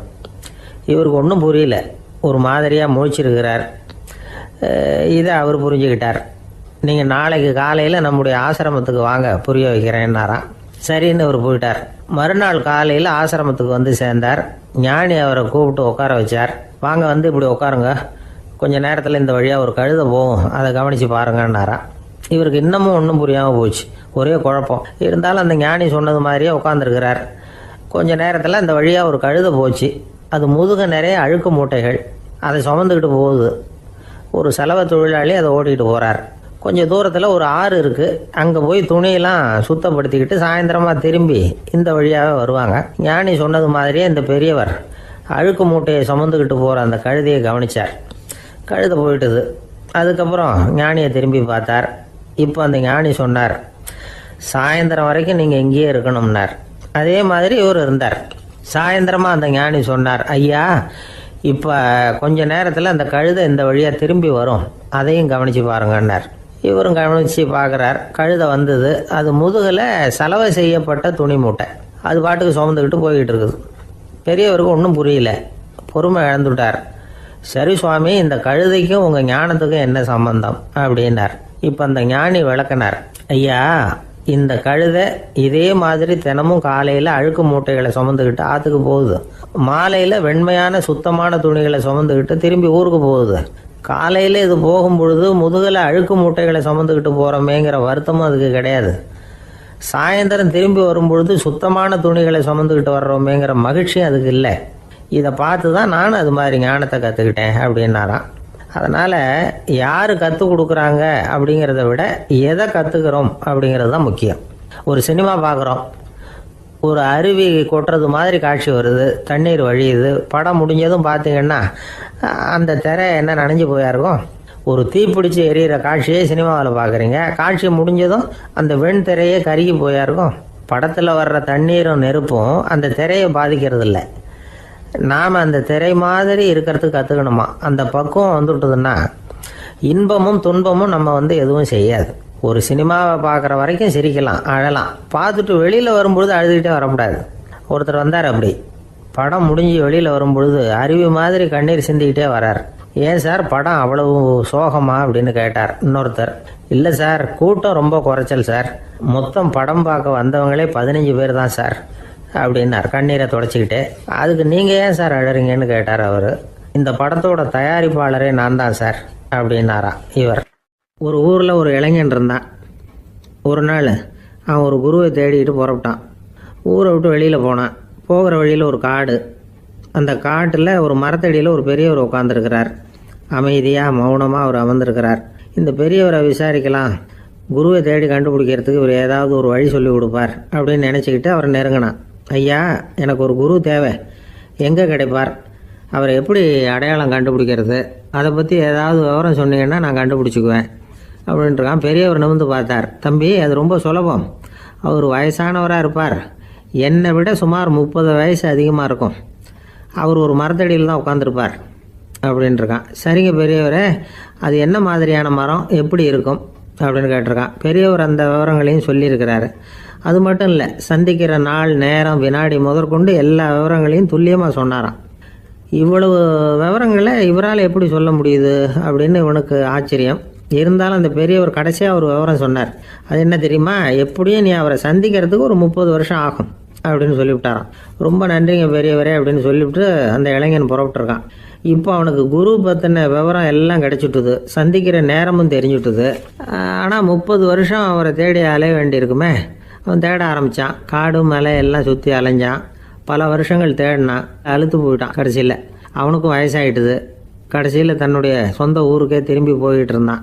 அங்கே ஒரு மரத்தடியில் அவன் தேடிக்கிட்டு இருந்த குருநாதர் கிடைச்சார். யார் அவருன்னா, 30 வருஷத்துக்கு முன்னாடி வழி சொல்லி கொடுத்தாருல அதே பெரியவர். அவருக்கு இப்போ 30 வயசு அதிகமாக இருந்தது. அதே மரம், அன்னைக்கு பெரியவர் சொன்ன அடையாளம் இப்போ பொருத்தமாக இருந்தது. இப்போ அந்த பெரியவர் சொன்னார், சரியாக வந்து சேர்ந்துட்டேன், வா, உனக்காக தான் நான் இவ்வளவு காலமும் காத்துக்கிட்டு இருந்தேன் அப்படின்னாரான். என்ன சொல்கிறீங்கன்றிருக்கான். 30 வருஷத்துக்கு முன்னாடி என்கிட்ட வந்தியே, அப்போவே என் காலம் முடிஞ்சு போயிருந்தது. அப்போவே என்ன உனக்கு அடையாளம் தெரியல, அதனால் இவ்வளவு காலம் உனக்காக காத்துட்டு இருக்கும்படி ஆயிட்டுது அப்படின்னாராம். ஐயா, அப்போவே நீங்கள் சொல்லியிருக்கலாமே, இதுதான் 30 வருஷம் கழித்து நீ சந்திக்க போகிற இடம், நான் தான் உன்னுடைய குரு அப்படின்னு சொல்லியிருக்கலாமே அப்படின்ட்டுருக்கான். இந்த பெரியவர் சிரிச்சுக்கிட்டே இதுக்கு பதில் சொன்னாராம். நான் எவ்வளவோ விவரமாக தான் சொன்னேன், நீ சரியாக புரிஞ்சிக்கல. காரணம், அப்போ நீ போதுமான அளவுக்கு பக்குவம் பெற்றிருக்கவில்லை. அதனால் புரியும் சக்தி இல்லாமல் போயிட்டுது. அப்போ 30 ஆண்டு காலம் நீ அலைஞ்சு தெரிஞ்சிருக்கிற, அது காரணமாக இப்போ உனக்கு அந்த பக்குவம் வந்துட்டுது. அதனால தான் அடையாளம் காண முடிஞ்சது. நானே உன்னுடைய குரு அப்படின்னாராம். இதுலேருந்து என்ன தெரியுதுன்னா, ஆன்மீகத்தில் மாணவனாக சேர்றதுக்கு கூட ஒரு பக்குவத்தன்மை தேவைப்படுது. ஒரு பெரிய ஞானி, அவர்கிட்ட சீடனாக இருக்க ஒருத்தன் வந்தான், எதிரில் நின்னான். ஞானி அவனை வெகு நேரம் உற்று பார்த்தார். அப்புறம் சொன்னார், சீடனாக இருக்கிறது ரொம்ப சிரமம்னார். நான் தயாராக இருக்கிறேன்னா. அது இன்னமும் சிரமமாச்சே, இங்கே குருவாக இருக்கிறது மட்டுமே சுலபம் அப்படின்னாராம். அப்படின்னா நான் குருவாகவே ஆயிடுறேன் அப்படின்னானா. இது போலவே இந்த காலத்தில் கதை ஒன்று உண்டு. ஒரு பள்ளிக்கூடத்தில் வகுப்பு ஆசிரியர் மாணவனை திட்டிக்கிட்டு இருந்தார். டேய், நீ 100க்கு 10 மார்க்கு தான் வாங்கிட்டு இருக்க. இவ்வளவு மோசமாக நீ படித்தா கடைசியில் மாடு மேய்க்கிறது கூட லாய்க்கு இல்லாதவனா ஆயிடுவேன். அதுக்கப்புறம் என்ன செய்ய போகிறேன் அப்படின்னாராம். பையன் தலையை சொரிஞ்சிக்கிட்டே சொன்னானா, சார் அப்படின்னா ஒன்று செய்கிறேன் அப்படின்னானா. இவர் கேட்டிருக்கார், என்ன செய்ய போகிறேன்னு. வேற என்ன சார், உங்களை மாதிரி ஒரு ஆசிரியர் ஆகிடுறேன் அப்படின்னானா. ஒருத்தர் ரொம்ப அவசரமாக போயிட்டு இருந்தார். எங்கே சார் போகிறீங்கன்னு கேட்டோம். எனக்கு வேண்டியப்பட்ட ஒருத்தருக்கு குழந்தை பிறந்திருக்கிறதாக செய்தி வந்திருக்கு, அதுதான் ஆஸ்பத்திரிக்கு போயிட்டுருக்கேன், பார்த்துட்டு வரலாம்னு அப்படின்னார். அப்படின்னா கொஞ்சம் இப்படி உட்காருங்க அப்படின்னோம். சில விவரமெல்லாம் சொல்கிறேன், கேட்டுக்கிட்டு போங்க அப்படின்னோம். உட்காந்தார். அப்புறம் சொல்ல ஆரம்பித்தோம். புதுசாக பிறந்திருக்கிற ஒரு குழந்தைய பார்க்க போகிறதுன்னா அது சாதாரண விஷயம் இல்லை. அதில் ரொம்பவும் கவனமாக நடந்துக்கணும். புது குழந்தைக்கு நோய் சுலபமாக தொற்றும். முக்கியமாக காற்று மூலமாக பரவுகிற நோய்கள் சுலபமாக வந்துடும். அதனால் நமக்கு உடம்பு சரியில்லைன்னா குழந்தைய விட்டு கொஞ்சம் தள்ளியே இருக்கிறது தான் நல்லது. பெரியவங்களை பொறுத்த வரைக்கும் சாதாரணமாக உள்ள ஒரு கிருமி கூட குழந்தைய பொறுத்த வரைக்கும் ரொம்ப மோசமான ஒரு கிருமியாக இருக்கும்.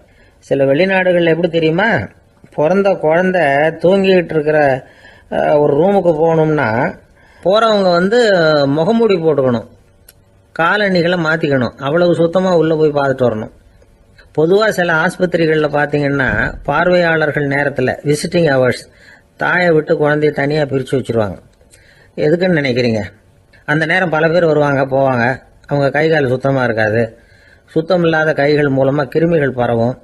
சுத்தம் இல்லாத கைன்னா மண்ணு தூசி படிஞ்சிருக்கிற கை மட்டும் தான் அர்த்தம் இல்லை. சாலையில் கையை வீசிக்கிட்டு நடந்து வர்றீங்க, குழந்தைய பொறுத்த வரைக்கும் அது கூட சுத்தம் இல்லாத கை தான். தாயை தவிர மற்றவங்க குழந்தைய தூக்காமல் பார்த்துக்கிறது நல்லது. தாய் கூட அளவோட கொஞ்சிறதோட நிறுத்திக்கணும். புதுசாக ஒரு குழந்தைய பெற்றிருக்கிற பொண்ணுக்கிட்ட மற்ற தாய்மார்கள் ஏதாவது சொல்லிக்கிட்டே இருப்பாங்க. குழந்தைய அப்படி வளர்க்கணும் இப்படி வளர்க்கணும் அப்படின்னு ஏதாவது அட்வைஸ் பண்ணிக்கிட்டே இருப்பாங்க. இப்படி ஓவராக அறிவுரை பண்ணுறது அந்த பொண்ணை குழப்பி விட்டுரும். அதனால் அப்படிலாம் பண்ணக்கூடாது. அந்த பெண்ணே ஏதாவது கேட்டால் கூட டாக்டர் சொல்ல வேண்டிய விவரங்களை எல்லாம் நாமே சொல்லிக்கிட்டு இருக்கக்கூடாது. புதுசாக பிறந்திருக்கிற குழந்தைய மட்டும்தான் இப்படி பார்க்கணும்னு இல்லை. ஒரு நோயாளி குழந்தைய பார்க்க போகிறதுனா கூட ரொம்ப எச்சரிக்கையாக தான் நடந்துக்கணும். ஒரு தின்பண்டமோ விளையாட்டு சாமானோ அந்த குழந்தைக்கு நாம் வாங்கிட்டு போகிறதா வச்சுக்குவோம். அதை நேராக கொண்டுகிட்டு போய் அந்த குழந்தைகிட்டே கொடுக்கக்கூடாது. அதோட அப்பா அம்மா கிட்ட ரகசியமாக கொடுக்கலாம். அவங்க முடிவு பண்ணட்டும் குழந்தைகிட்ட அதை கொடுக்கலாமா வேண்டாமாங்கிறத. அவங்களுக்கு தான் தெரியும் அதோட மனசும் உடம்பும். உங்கள் அக்கறையை காட்டுறதா நினச்சிக்கிட்டு குழந்தை வாயில் எதையும் கொண்டுட்டு போய் போடாதீங்க. போகிறப்போ உங்கள் வீட்டு குழந்தையும் அழைச்சிட்டு போகாதீங்க. இது நோயை வாங்கிட்டு வந்துடும், அல்லது புதுசாக ஒரு நோயை அதுக்கிட்ட கொடுத்துட்டு வந்துடும். என்னதான் உங்களுக்கு பழக்கமான குழந்தையா இருந்தால் கூட அதுக்கு விருப்பம் இல்லைன்னா பேசக்கூடாது. அங்கே போய் அவங்க பள்ளிக்கூடத்தை ஞாபகப்படுத்திட்டு இருக்கக்கூடாது. நோயில் இருக்கிறப்ப ஸ்கூலை பற்றி பேச அது விரும்பாது.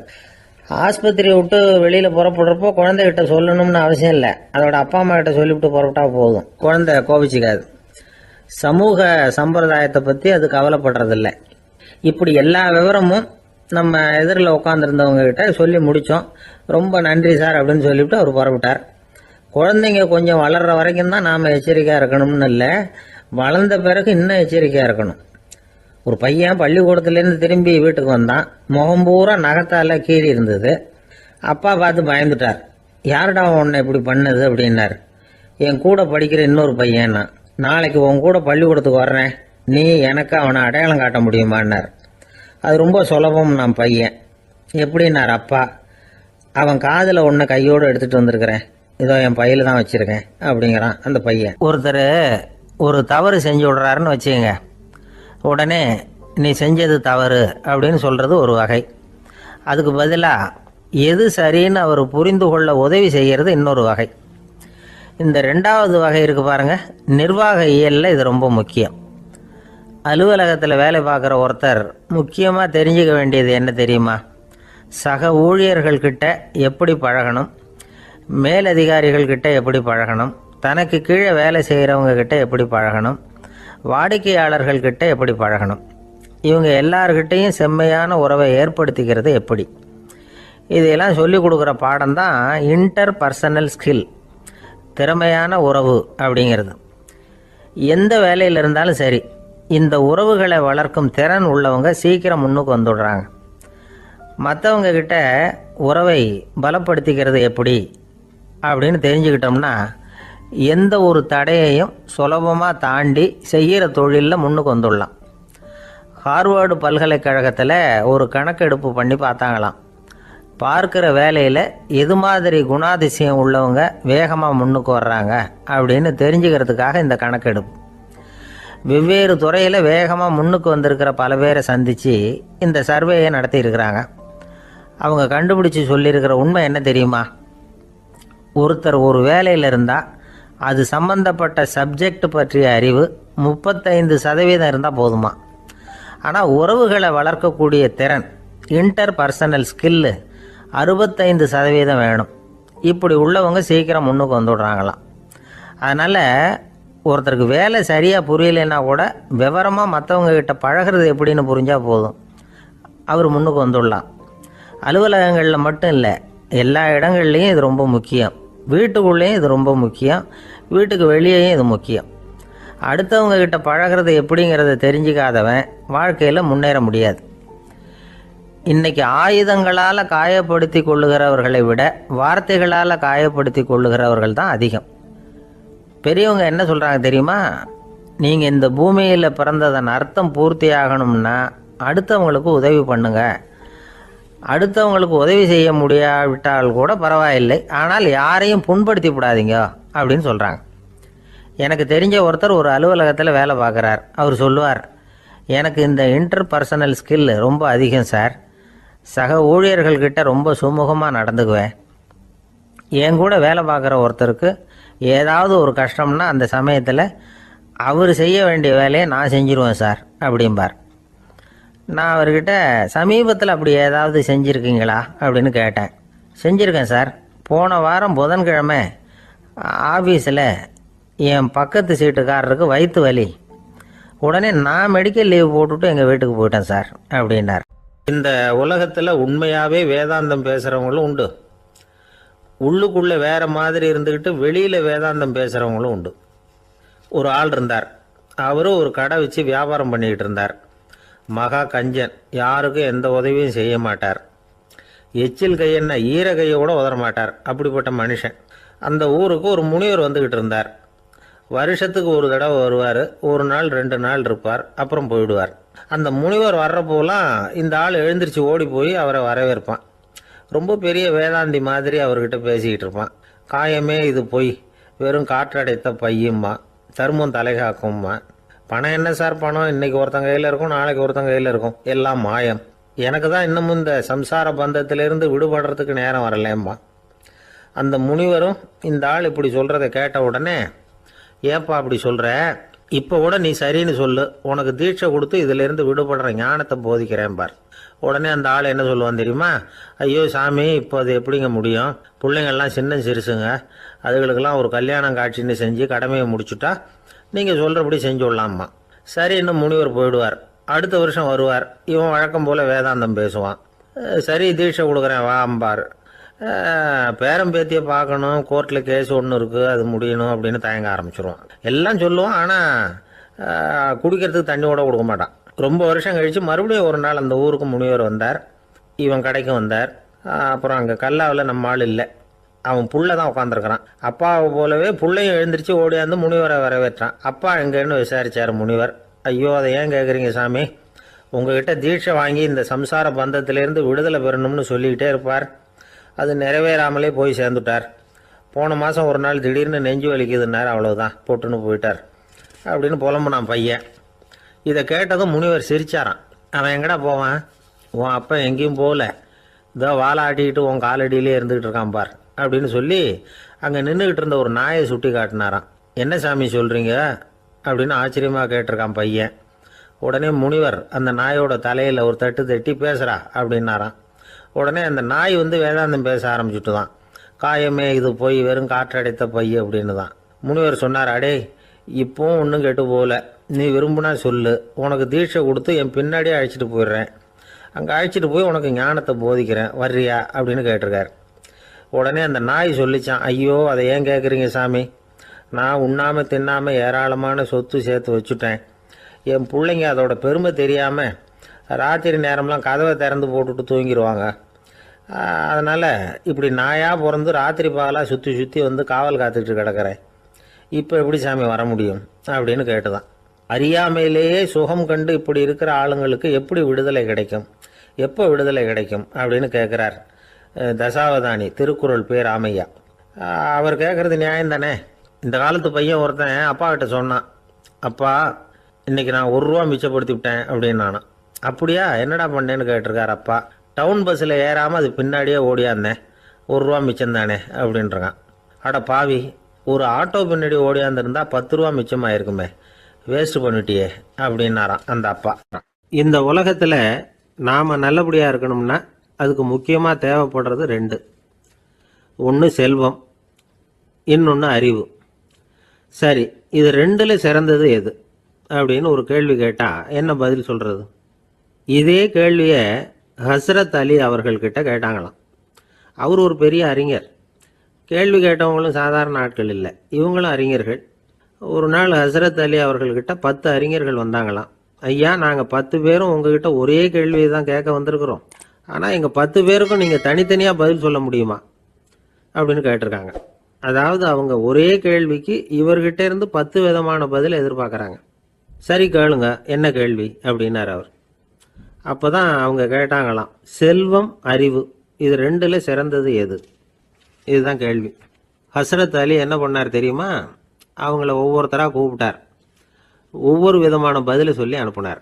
முதல்ல ஒருத்தரை கூப்பிட்டார், சொன்னார், அறிவுங்கிறது தீர்க்கதரிசிகள், ஞானிகள், மகான்கள் இவங்களோட பரம்பரை சொத்து, ஆனால் செல்வம்ங்கிறது கொடுங்கோலரின் ஆயுதம், அதனால் அறிவு தான் சிறந்தது அப்படின்னார். 2வது ஆளை கூப்பிட்டார், உங்ககிட்ட செல்வம் இருந்தால் நீங்கள் தான் அதை காப்பாற்றணும், ஆனால் அறிவு உங்களை எப்பவும் காப்பாற்றும், ஆகவே அறிவு தான் சிறந்தது அப்படின்னார். 3வது ஆளை கூப்பிட்டார், செல்வந்தனுக்கு எப்போதும் விரோதிகள் அதிகம், ஆனால் அறிஞனுக்கு நண்பர்கள் அதிகம், அதனால் அறிவு தான் சிறந்ததுன்னார். அடுத்தவரை கூப்பிட்டார், செல்வம் அடுத்தவங்களுக்கு கொடுக்க கொடுக்க குறையும், ஆனால் கல்விங்கிறது அதிகரிச்சுக்கிட்டே வரும், கொடுக்கறதுனால குறையாது, அதனால் அறிவு தான் சிறந்ததுன்னார். இன்னொருத்தரை கூப்பிட்டார், அறிவுள்ளவன் எப்பவும் அதை அடுத்தவங்களுக்கு வாரி வழங்கிக்கிட்டே இருப்பான், அதனால் அவங்ககிட்ட தாராளத்தன்மை இருக்கும், ஆனால் செல்வந்தன்கிட்ட கஞ்சத்தனம் தான் இருக்கும், அதனால் அறிவு தான் சிறந்ததுன்னார். 6வது நபரை கூப்பிட்டார், செல்வத்தை கள்வர்கள் திருடிட்டு போக முடியும், ஆனால் அறிவை அப்படி திருடிட்டு போக முடியாது அப்படின்னார். 7வது நபரை கூப்பிட்டார், செல்வம் கால ஓட்டத்தில் அழிஞ்சிரும், ஆனால் அறிவை கால ஓட்டம் ஒன்றும் பண்ண முடியாது, ஆகவே அறிவே சிறந்ததுன்னார். 8வது ஆளை கூப்பிட்டு சொன்னார், செல்வத்துக்கு எப்பவும் எல்லை உண்டு, நிறை உண்டு, அளவு உண்டு, கணக்கு உண்டு, ஆனால் அறிவுக்கு அப்படிப்பட்ட எல்லை எதுவும் கிடையாது, அதனால் அதுதான் சிறந்ததுன்னார். அடுத்தவனை கூப்பிட்டார், செல்வம் உள்ளத்தில் உள்ள ஒளியை போக்கிவிடும், இருட்டை உண்டாக்கிவிடும், விரிந்த மனப்பான்மையை குறுகலாக்கிவிடும், ஆனால் அறிவு அப்படி இல்லை, இருண்ட உள்ளத்தில் ஒளியை பாய்ச்சி அதை விசாலப்படுத்துது, அதுதான் சிறந்ததுன்னார். கடைசியாக 10வது நபரை கூப்பிட்டார், செல்வம் மனசில் செருக்கை உண்டாக்குது, ஆணவத்தை ஏற்படுத்துது, அதனால் நானே கடவுள்னு நினைக்கிற அளவுக்கு மனுஷனை தாழ்த்தி விடுது, ஆனால் அறிவு பணிவையும் பண்பாட்டையும் வளர்க்குது, அதனால் அறிவு தான் சிறந்ததுன்னார். ஆக இப்படி 10 பேருக்கும் 10 விதமாக பதில் சொன்னது மூலமாக ஹஸ்ரத் அலி அவர்கள் அறிவு தான் செல்வத்தை விட சிறந்தது அப்படிங்கிறதுக்கு 10 காரணங்களை சுட்டி காட்டியிருக்கார். அந்த அறிஞர் 10 பேர் கேட்ட ஒரே கேள்விக்கு 10 பதில் சொன்னார். நமக்கு வேண்டிய ஒருத்தர் 10 பேர் கேட்ட கேள்விக்கு ஒரே பதில் சொல்லி சமாளித்தார். கேள்வி என்ன தெரியுமா? என்கிட்ட வாங்கின கடனை எப்போயா திருப்பி கொடுக்க போகிற, இதுதான் அந்த 10 பேரும் கேட்ட ஒரே கேள்வி. இந்த மாதம் 26ஆம் தேதி தந்துடுறேன் அப்படிங்கிற ஒரே பதில் சொல்லி அவ்வளவு பேரையும் இவர் அனுப்பி வச்சுட்டாராம். எல்லாரும் போனதுக்கு அப்புறம் இவரை தனியாக கூப்பிட்டு கேட்டிருக்கிறாங்க. அது என்ன சார் கணக்கு 26ஆம் தேதி அன்னைக்கு என்ன அதிசயம் நடக்க போகுது அப்படின்னு கேட்டிருக்காங்க.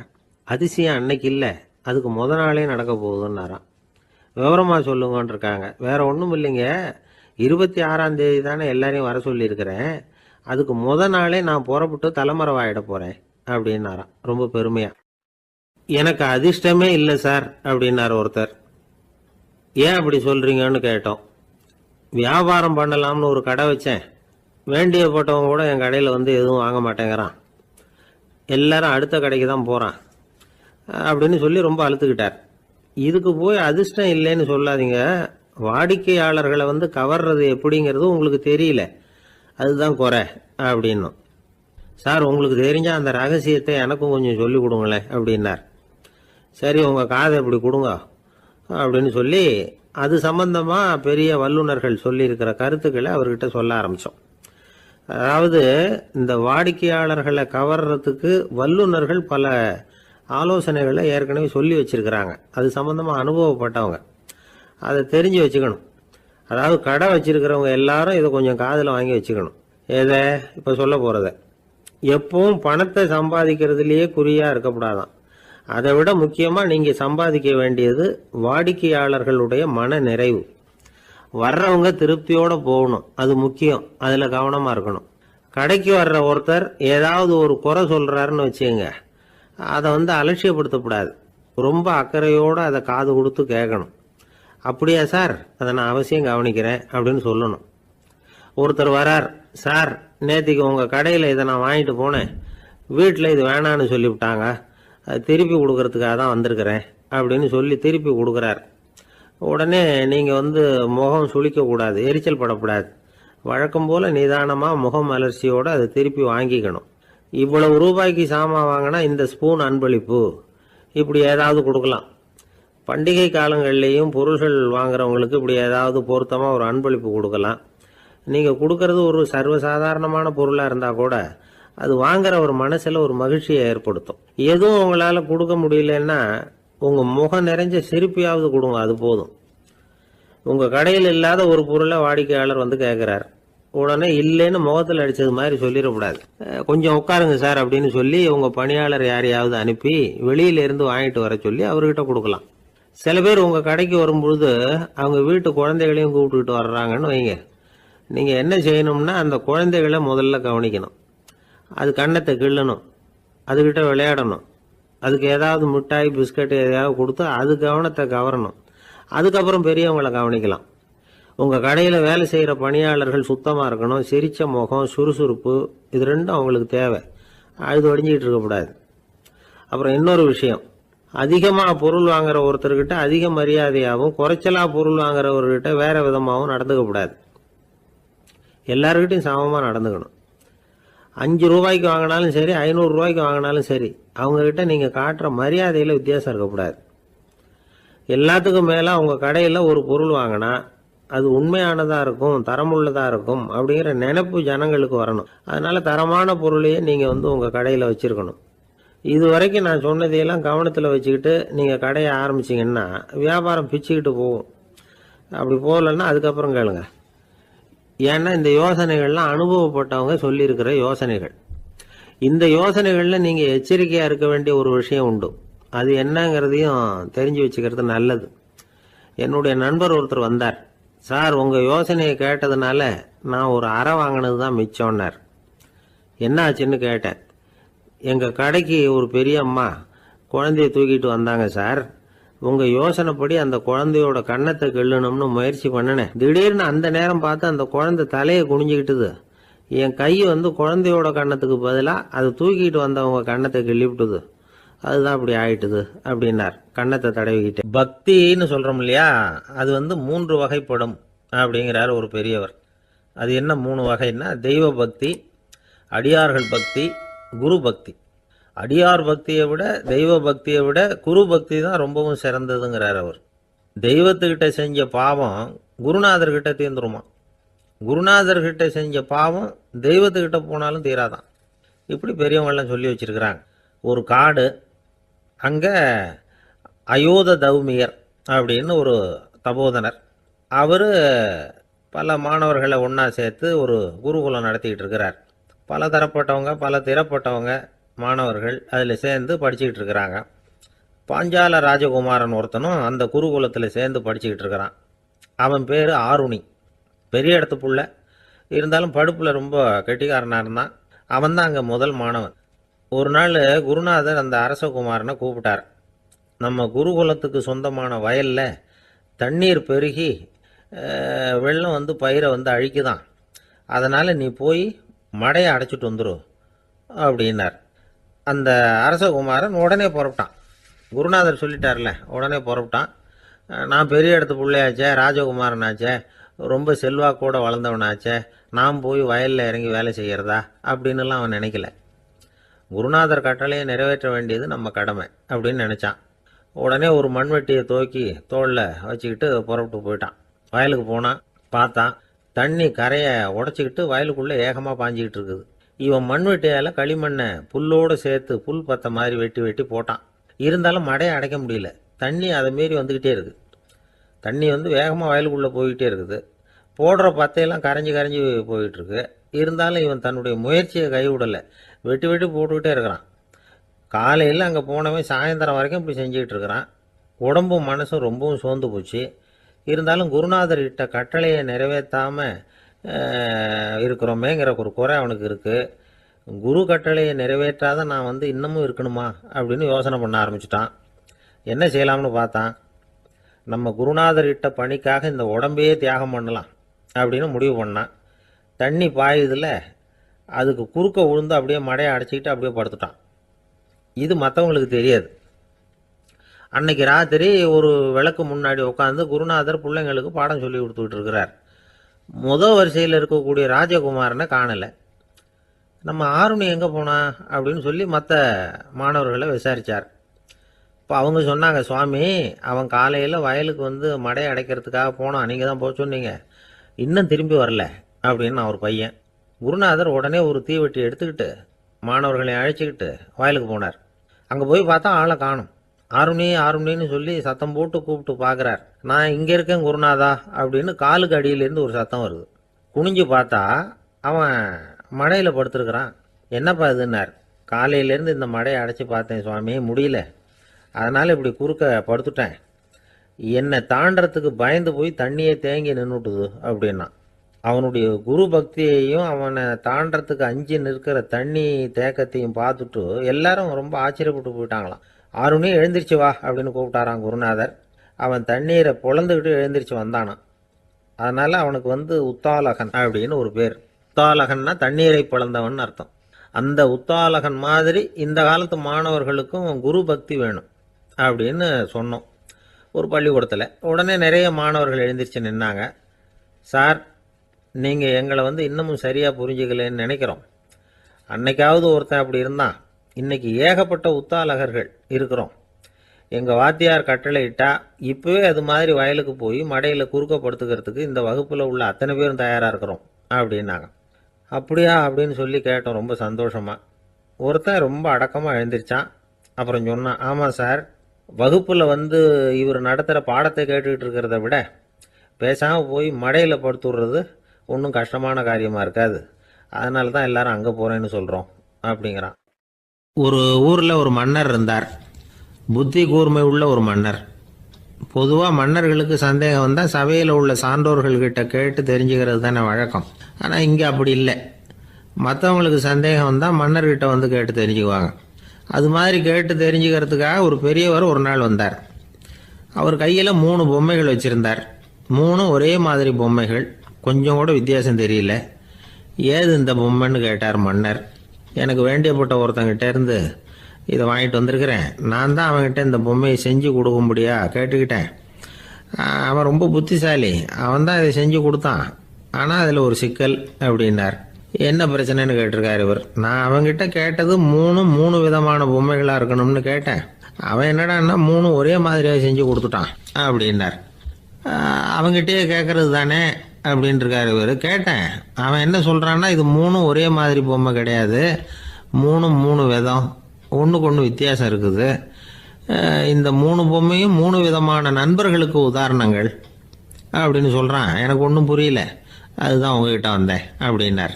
சரி, அந்த பொம்மைகளை இப்படி கொடுங்கோ அப்படின்னு வாங்கினார் மன்னர். எடுத்துக்கிட்டு உள்ளே போனார். கொஞ்ச நேரம் கழித்து வெளியில் வந்தார். அதுக்கப்புறம் சொன்னார், இதை பாருப்பா, அவன் சொன்னது சரிதான், மூணும் மூணு விதம் தான். இது இருக்குதே முதல் பொம்மை, இது உத்தமமான நண்பனுக்கு உதாரணம். இந்த ரெண்டாவது பொம்மை இது மத்தியமமான நண்பனுக்கு உதாரணம். அந்த மூணாவது பொம்மை இருக்குதே அது மோசமான நண்பனுக்கு உதாரணம். இதை செஞ்சவன் உண்மையிலேயே பெரிய அறிவாளி தான் அப்படின்னாராம். வந்தவருக்கு ஒன்றும் புரியல. பார்த்தா ஒன்றும் வித்தியாசம் தெரியலையே அப்படின்னு அவன் குழம்பி போய் நிற்கிறான். இப்போது அந்த மன்னர் விளக்கம் கொடுக்குறார். அந்த மூணு பொம்மையையும் எடுத்து முன்னாடி வச்சார். ஒரு மெல்லிய கம்பியை கையில் எடுத்தார். அந்த முதல் பொம்மை காதில் விட்டார். கொஞ்ச தூரம் உள்ளே போய் அப்படியே நின்றுட்டுது அந்த கம்பி. அப்புறம் ரெண்டாவது பொம்மை காதில் அந்த கம்பியை விட்டார். அந்த கம்பி என்னாச்சுன்னா அப்படியே அது வாய் வழியாக வெளில வந்தது. மூணாவது பொம்மை காதில் கம்பியை செலுத்தினார். அது நேராக இன்னொரு காது வழியாக வெளியில் வந்தது. இப்போ இந்த முதல் வகை இருக்குதே, அது மாதிரியான நண்பர்கள் எப்படி தெரியுமா? நம்ம கஷ்டத்தை அவங்கக்கிட்ட சொன்னால் பேசாமல் கேட்டுக்குவாங்க.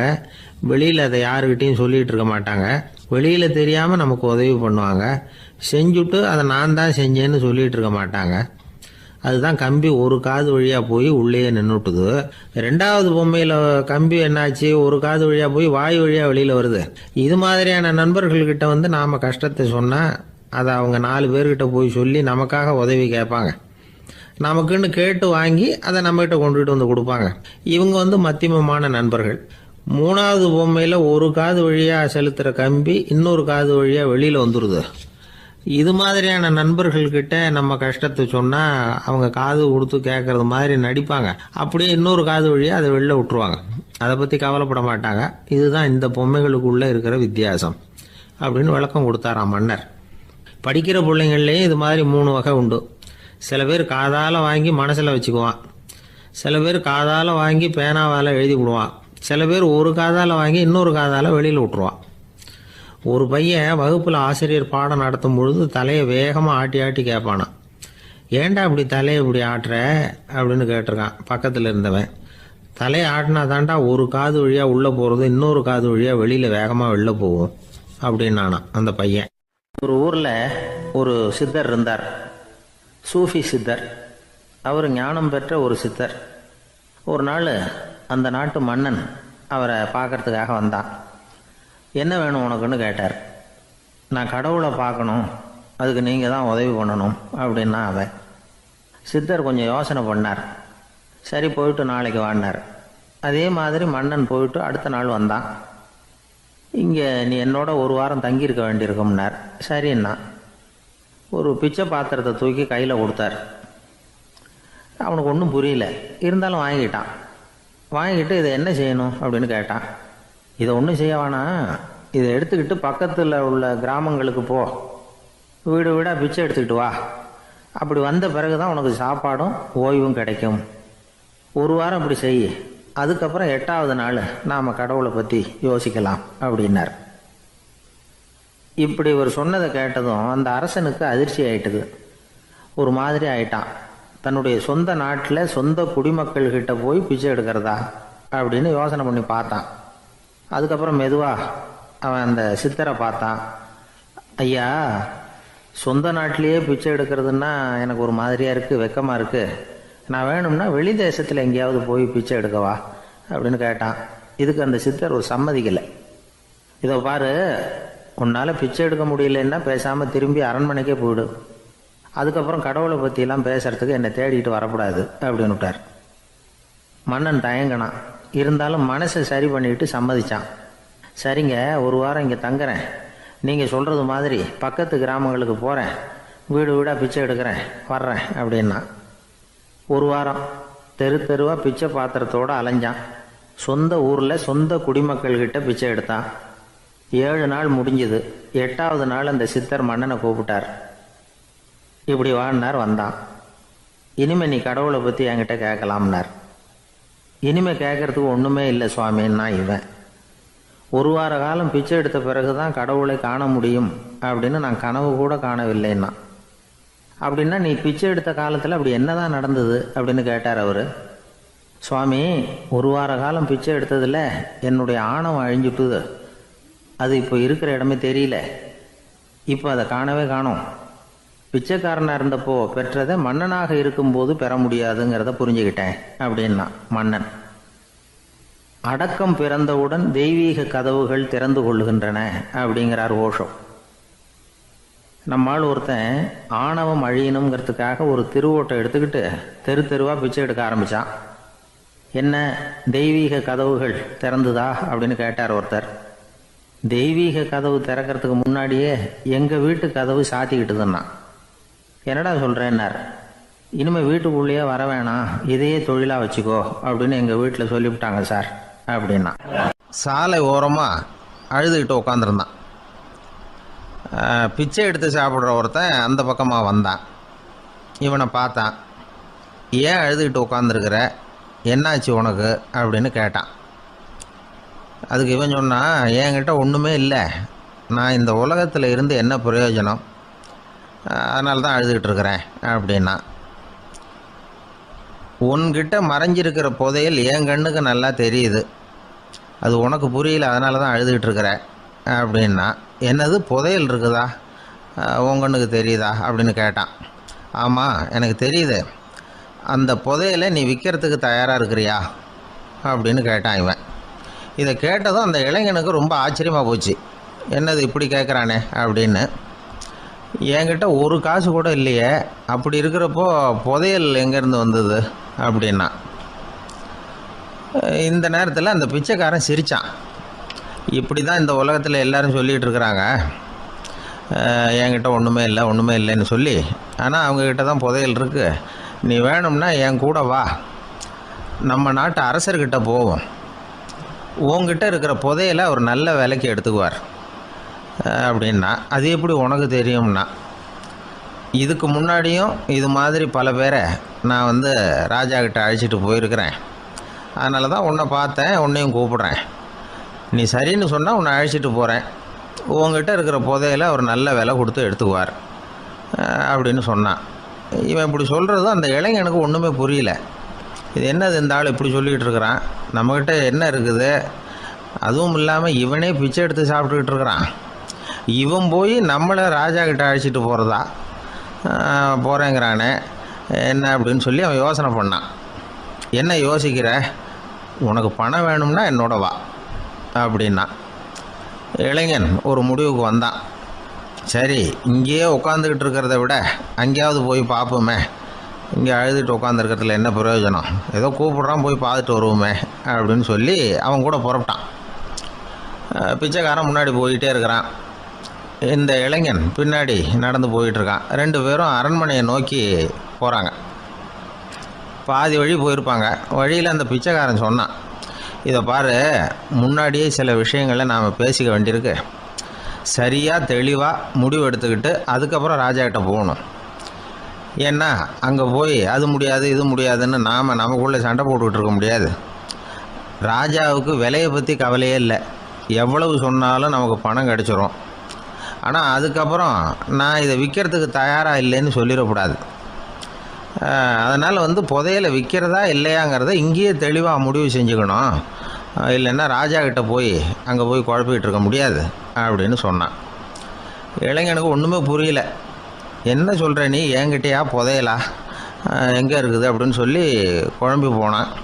இப்போது அந்த பிச்சைக்காரன் சொன்னான், இதை பாரு, இப்போ உதாரணத்துக்கு உன்னுடைய கண்களை எடுத்துக்கோ, அதுக்கு நீ என்ன விலை கேட்டுற போகிற, நான் அதுக்கு ராஜா கிட்டே இருந்து ஒரு 50,000 ரூபா வாங்கி தர முடியும். உன்னுடைய இருதயத்தை கொடுக்குறியா, 20 லட்சம் ரூபா வாங்கி தரேன். மூளையை கொடுக்குறியா, 30 லட்சம் வாங்கி தரேன். என்ன சொல்கிற அப்படின்னு சொல்லி இந்த பிச்சைக்காரன் பேசிக்கிட்டே போகிறான். இளைஞனுக்கு கோபம் வந்துட்டுது. என்ன உளர்ற, உனக்கு என்ன பைத்தியமா, கண்ணையும் மூளையையும் இருதயத்தையுமா விற்பாங்க, என்ன விலை கொடுத்தாலும் அதையெல்லாம் நான் விற்கிறதுக்கு தயாராக இல்லை, நான் விற்க மாட்டேன், அதை கொடுத்துட்டு நான் என்ன பண்ணுறது, இப்படி நான் மட்டும் இல்லை யாருமே இதை விற்கிறதுக்கு தயாராக இருக்க மாட்டாங்க அப்படின்னு சொன்னான் அந்த இளைஞன். இவன் இப்படி சொன்னதும் அந்த பிச்சைக்காரன் வாய் விட்டு சிரிக்க ஆரம்பிச்சுட்டான். இப்போ பைத்தியமானது நானா நீயா, லட்சக்கணக்கான கோடிக்கணக்கான ரூபாய் பொறுமானம் உள்ள பொருள்களை உங்ககிட்டயே வச்சுக்கிட்டு விற்க முடியாதுன்னு சொல்கிற நீ தான் ஏழை, என்கிட்ட ஒன்றுமே இல்லைன்னு மரத்தடியில் உட்காந்து அழுதுகிட்டு இருக்கிறியே அப்படின்னு சொன்னான். இன்றைக்கி பார்த்தீங்கன்னா பல பேர் தன்கிட்ட புதைஞ்சிருக்கிற ஆற்றலை புரிஞ்சிக்க முடியாமல் அவதிப்பட்டுக்கிட்டு இருக்கிறாங்க. நம்மக்கிட்ட என்ன இருக்குங்கிறது அவங்களுக்கு தெரியறதில்ல. அதனால தான் என்கிட்ட ஒன்றுமே இல்லைன்னு சொல்லி அழுதுகிட்டு இருக்கிறாங்க. இதை விளங்க வைக்கிறதுக்கு பெரியவங்க சொல்கிற கதை இது. நம்மக்கிட்ட இருக்கிற புதையலை நாம் தான் தோண்டி எடுக்கணும். உண்மையான புதையலுங்கிறது உள்ளே இருக்குது. ஆனால் அதை வெளியில் தேடுற ஆசாமிகள் தான் அதிகம். சராசரி மனித இயல்பு அப்படி. நம்மக்கிட்ட விலை மதிக்க முடியாத பகுத்தறிவு இருக்குது. அதை வச்சுக்கிட்டு வாழ்க்கையில் முன்னேறதுக்கு முயற்சி பண்ணணும். என்கிட்ட ஒன்றுமே இல்லைன்னு நினச்சி ஓரமாக உட்காந்துடக்கூடாது. முயற்சி செஞ்சால் முடியாத காரியம் எதுவுமே இல்லை. ஒரு ரயில்வே ஸ்டேஷன் பக்கம் வெளியில் ஒரு டாக்ஸி நின்றுட்டு இருந்தது. அந்த பக்கமாக வந்த ஒருத்தர் டாக்ஸி டிரைவரை பார்த்து சொன்னார், ஐயா, உங்கள் வண்டியில் பின் சீட்டில் ஒரு மணி பர்ஸு கிடக்கு, யாரோ மறந்து விட்டுட்டு போயிருக்கிறாங்க அப்படின்னார். இல்லை அது காலி பர்ஸு தான், நான் தான் அதை அங்கே போட்டு வச்சுருக்கிறேன்னார் டிரைவர். ஏன்னு கேட்டார் அவர். இதுக்கு டிரைவர் சொன்னார், அதை பார்க்குற யாராவது அதை எடுத்துக்கலாம்ங்கிற ஆசையிலையாவது சவாரிக்கு வருவாங்க, அதுக்காக தான் போட்டு வச்சுருக்கிறேன் அப்படின்னார். ஒரு தடவை நாரதர் ஒரு தெரு வழியாக போய்கிட்டு இருந்தார். வழியில் ஒருத்தர் வேத சாஸ்திரம்லாம் படிச்சுக்கிட்டு உட்காந்துருந்தார்.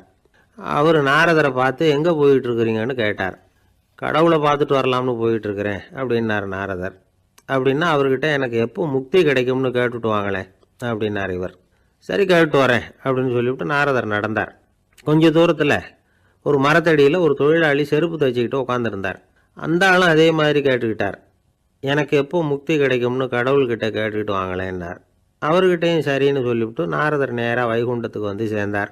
கடவுளை பார்த்தார். இவங்க ரெண்டு பேரும் சொல்லி அனுப்பின விஷயத்தை பற்றி கேட்டார். அதுக்கு கடவுள் சொன்னார், அந்த செருப்பு தைக்கிற தொழிலாளி உடல் நீத்ததும் உடனே என்னை வந்து அடைவான். ஆனால் அந்த சாஸ்திரம் படித்த ஆள் இப்போதைக்கு என்கிட்ட வந்து சேர மாட்டான். அவன் இன்னமும் பல பிறவிகள் எடுத்து அங்கேயே இருக்க வேண்டியிருக்குது. எப்போ இங்கே வந்து சேருவான்னு எனக்கே தெரியாது அப்படின்னார். நாரதருக்கு இதோட ரகசியம் என்னங்கிறது புரியல. எனக்கு ஒன்றும் புரியலையேன்னாரான் கடவுள்கிட்ட. சீக்கிரம் புரிஞ்சுக்குவேன், நீ திரும்பி போகிறப்போ நான் இங்கே வைகுண்டத்தில் என்ன செஞ்சுக்கிட்டு இருக்கேன்னு கேட்டால், ஒரு ஊசியின் துவாரத்தில் ஒரு யானையை கோத்துக்கிட்டு இருக்கிறேன்னு அவங்கக்கிட்ட சொல்லு அப்படின்னார் கடவுள் சிரிச்சுக்கிட்டே. நாரதர் பூமிக்கு திரும்பினார். கடவுளை பார்த்தீங்களா, எப்படி இருக்கார் அப்படின்னு விசாரித்தார் வேத சாஸ்திரம் படித்தவர். ஓ பகவானா, அவர் யானையை ஊசியின் காதில் நுழைச்சிக்கிட்டு இருக்கிறார் பார்த்தேன்னார் நாரதர். ஊசி காதில் யானையா, அது எப்படி முடியும்? நீங்கள் சொல்கிறத நான் நம்ப மாட்டேன்னு விட்டார் அவர். சரி, இந்த ஆளுக்கு இறைவன் பேரில் நம்பிக்கை இல்லை அப்படிங்கிறத நாரதர் புரிஞ்சுக்கிட்டார். அடுத்தபடியாக அந்த தொழிலாளி இருந்த இடத்துக்கு போனார். இறைவனை பார்த்தீங்களான்னு கேட்டார் அவர். பார்த்தேன், ஒரு ஊசி துவாரத்தில் யானையை கோத்துக்கிட்டு இருந்தார் அப்படின்னு சொல்லிவிட்டு நாரதர் அந்த ஆள் முகத்தை கவனித்தார். அந்த தொழிலாளி இதை கேட்டுட்டு கொஞ்சம் கூட ஆச்சரியப்படலை. அவரால் முடியாத காரியம் கூட உண்டானார். என்ன இப்படி சொல்கிற, ஊசியின் துவாரத்தில் யானையை கோக்க முடியும்னு நீ நம்புறியா அப்படின்னு கேட்டார் நாரதர். நிச்சயமாக நம்புகிறேன்னார் அவர். அது எப்படி அப்படின்னு கேட்டார் இவர். இதை பாருங்கள், நான் இந்த ஆலமரத்தடியில் தான் தினமும் உட்காந்துருக்கிறேன். தினமும் இந்த மரத்திலிருந்து எவ்வளவோ பழம் கீழே விழுது. இந்த பழத்தில் இருக்கிற ஒவ்வொரு விதையிலேயும் உள்ள ஒரு ஆலமரம் இருக்குது.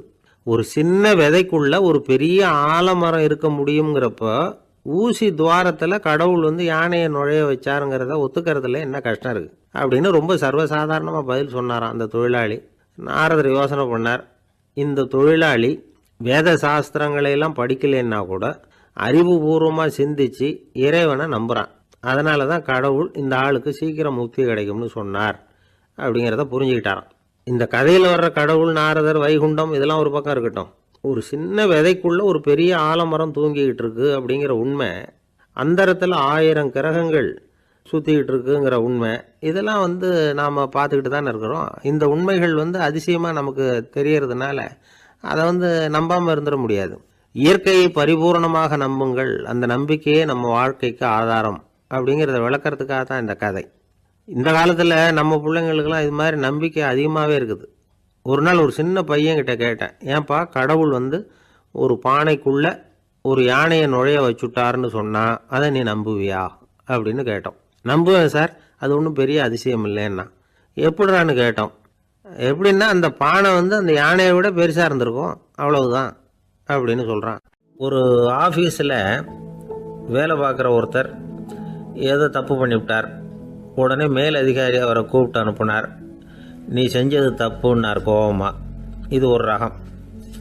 சில அதிகாரிகள் இப்படி நீங்கள் செஞ்சது தப்புன்னு சொல்கிறதில்ல, நீங்கள் செஞ்சது சரி, அப்படின்னு சொல்றதில்ல. எப்படி சொல்லுவாங்கன்னா, நீங்கள் செஞ்சது சரியில்லைன்னு நான் நினைக்கிறேன் அப்படின்னு சொல்லுவாங்களாம். அதாவது சில பேர் நீங்கள் செஞ்சது தப்புங்கிறாங்க, அதையே மாற்றி சொல்கிறாரு இவர், நீங்கள் செஞ்சது சரியில்லைன்னு நினைக்கிறேன். இது ரெண்டும் அர்த்தம் ஒன்று தான், இருந்தாலும் வார்த்தைகள் வித்தியாசம். நிர்வாக திறமை இல்லாத ஒரு அதிகாரி யூ ஆர் ராங் அப்படின்னு சொல்லுவாராம். நிர்வாக திறமை உள்ள அதிகாரியாக இருந்தால் அதையே கொஞ்சம் மாற்றி I think you are not correct அப்படிம்பாராம். இதுதான் வித்தியாசம். இருந்தாலும் வார்த்தைகளை உபயோகப்படுத்துகிற விதத்தை வச்சு தான் வேலை நல்லா நடக்கிறதும் நடக்காததும் இருக்குது. விவரம் தெரிஞ்சவங்க என்ன சொல்கிறாங்க தெரியுமா? Be a leader not a boss அப்படிங்கிறாங்க. ஒரு லீடராக இரு, பாஸாக இருக்காதே அப்படிங்கிறாங்க. சரி, அப்படின்னா லீடருக்கும் பாஸுக்கும் வித்தியாசம் உண்டா அப்படின்னு கேட்டால் இருக்குன்னு சொல்கிறாங்க. லீடருங்கிறவர் வேற, பாஸுங்கிறவர் வேற. ஒரு லீடர் எப்படி நடந்துக்குவார், ஒரு பாஸ் எப்படி நடந்துக்குவார், இதை முதல்ல நாம் தெரிஞ்சுக்கணும். அவங்க எப்படி நடந்துக்குவாங்க அப்படிங்கிறதுக்கு சில விவரங்கள் இருக்குது. அதை கேட்டோம்னா நாம் புரிஞ்சுக்கலாம் அதை. அதாவது பாஸுங்கிறவர் விரட்டிக்கிட்டே இருப்பார், லீடருங்கிறவர் ஊக்கப்படுத்திக்கிட்டே இருப்பார்.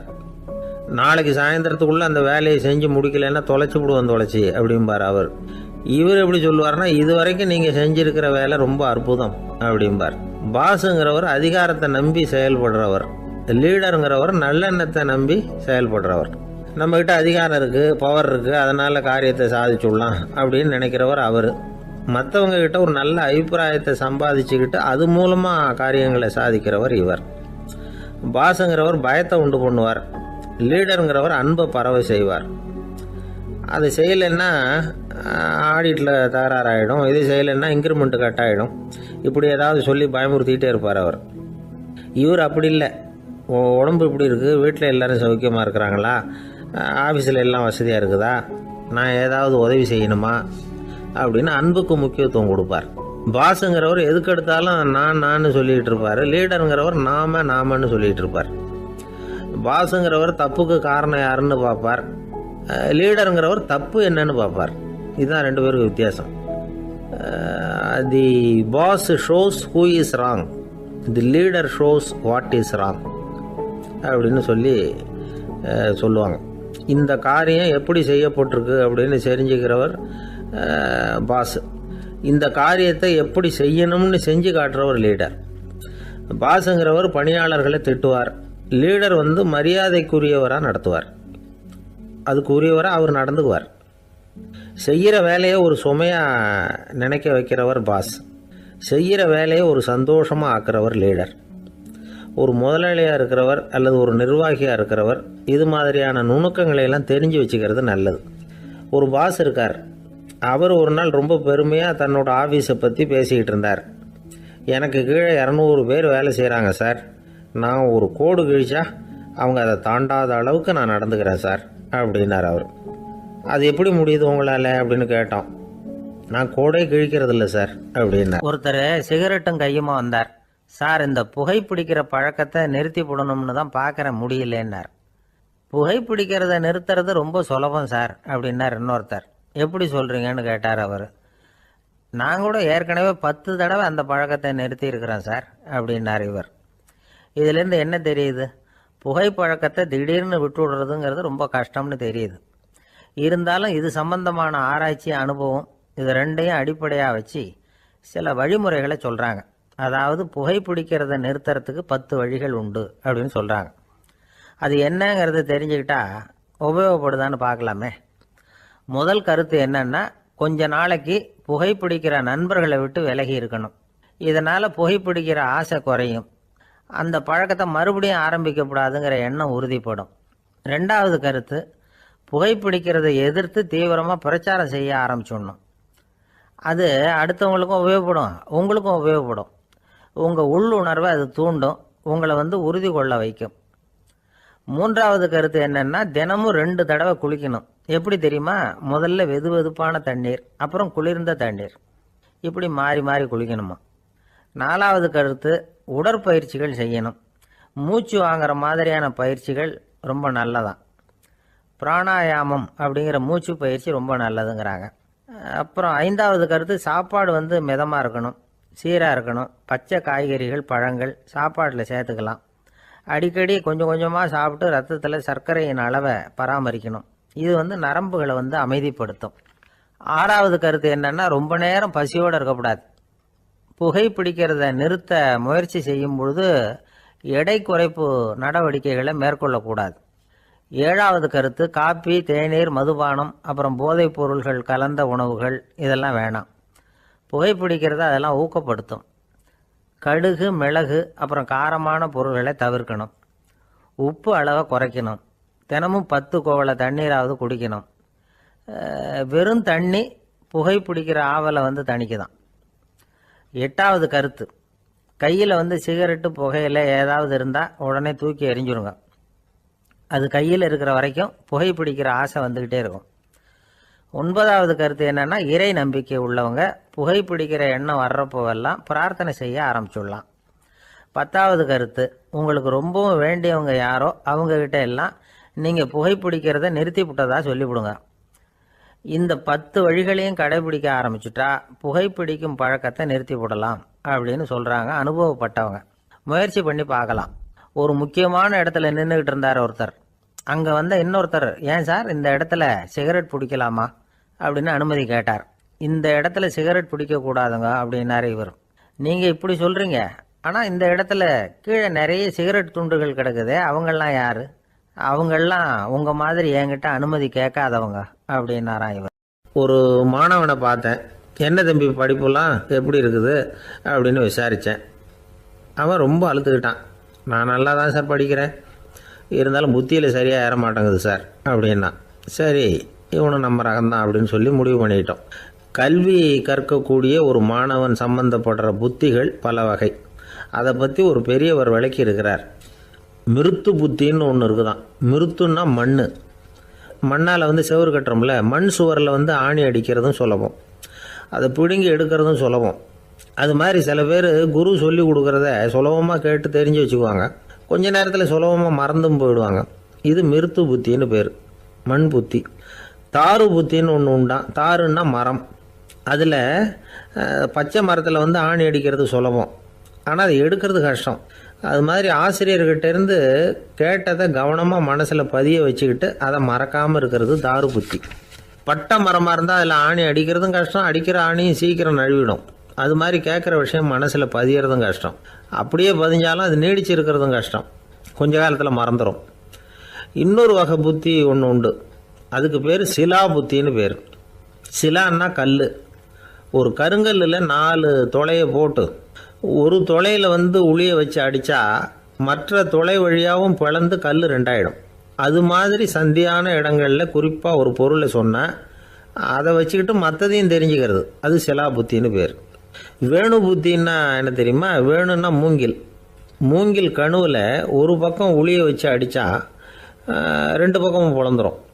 அது மாதிரி ஒரு செய்தியை கேட்டுக்கிட்டு இருக்கிறப்பவே அதோட முன்பின் தொடர்களையும் தெரிஞ்சுக்கணும், அது வேணு புத்தி. தைல புத்தின்னு ஒன்று உண்டு. தைலம்ங்கிறது எண்ணெய். தண்ணியில் ஒரு துளி எண்ணெயை விட்டால் அது தண்ணி பூரா பரவி போடுதில்ல, அது இப்படி பரவுறது மாதிரி ஆசிரியர் சுருக்கமாக ஒரு கருத்தை சொன்னால் அதை வச்சுக்கிட்டு பூரா விஷயங்களையும் தெரிஞ்சுக்கணும், அது தைல புத்தி. கற்பூர புத்தின்னு ஒன்று கேள்விப்பட்டிருக்கோம். அது எப்படின்னா, கற்பூரம் தீ பட்ட உடனே பிடிச்சிக்கும். ஆசிரியர் சொன்ன உடனே நுண்ணறிவோட பாடங்களை புரிஞ்சுக்கிறது இந்த வகை புத்தி. கரி புத்தின்னு ஒன்று. அது எப்படின்னா, கரியில் நெருப்பை வச்சு விசிறிய பிறகு அதுக்கப்புறம் அது கறி நெருப்பாகும்.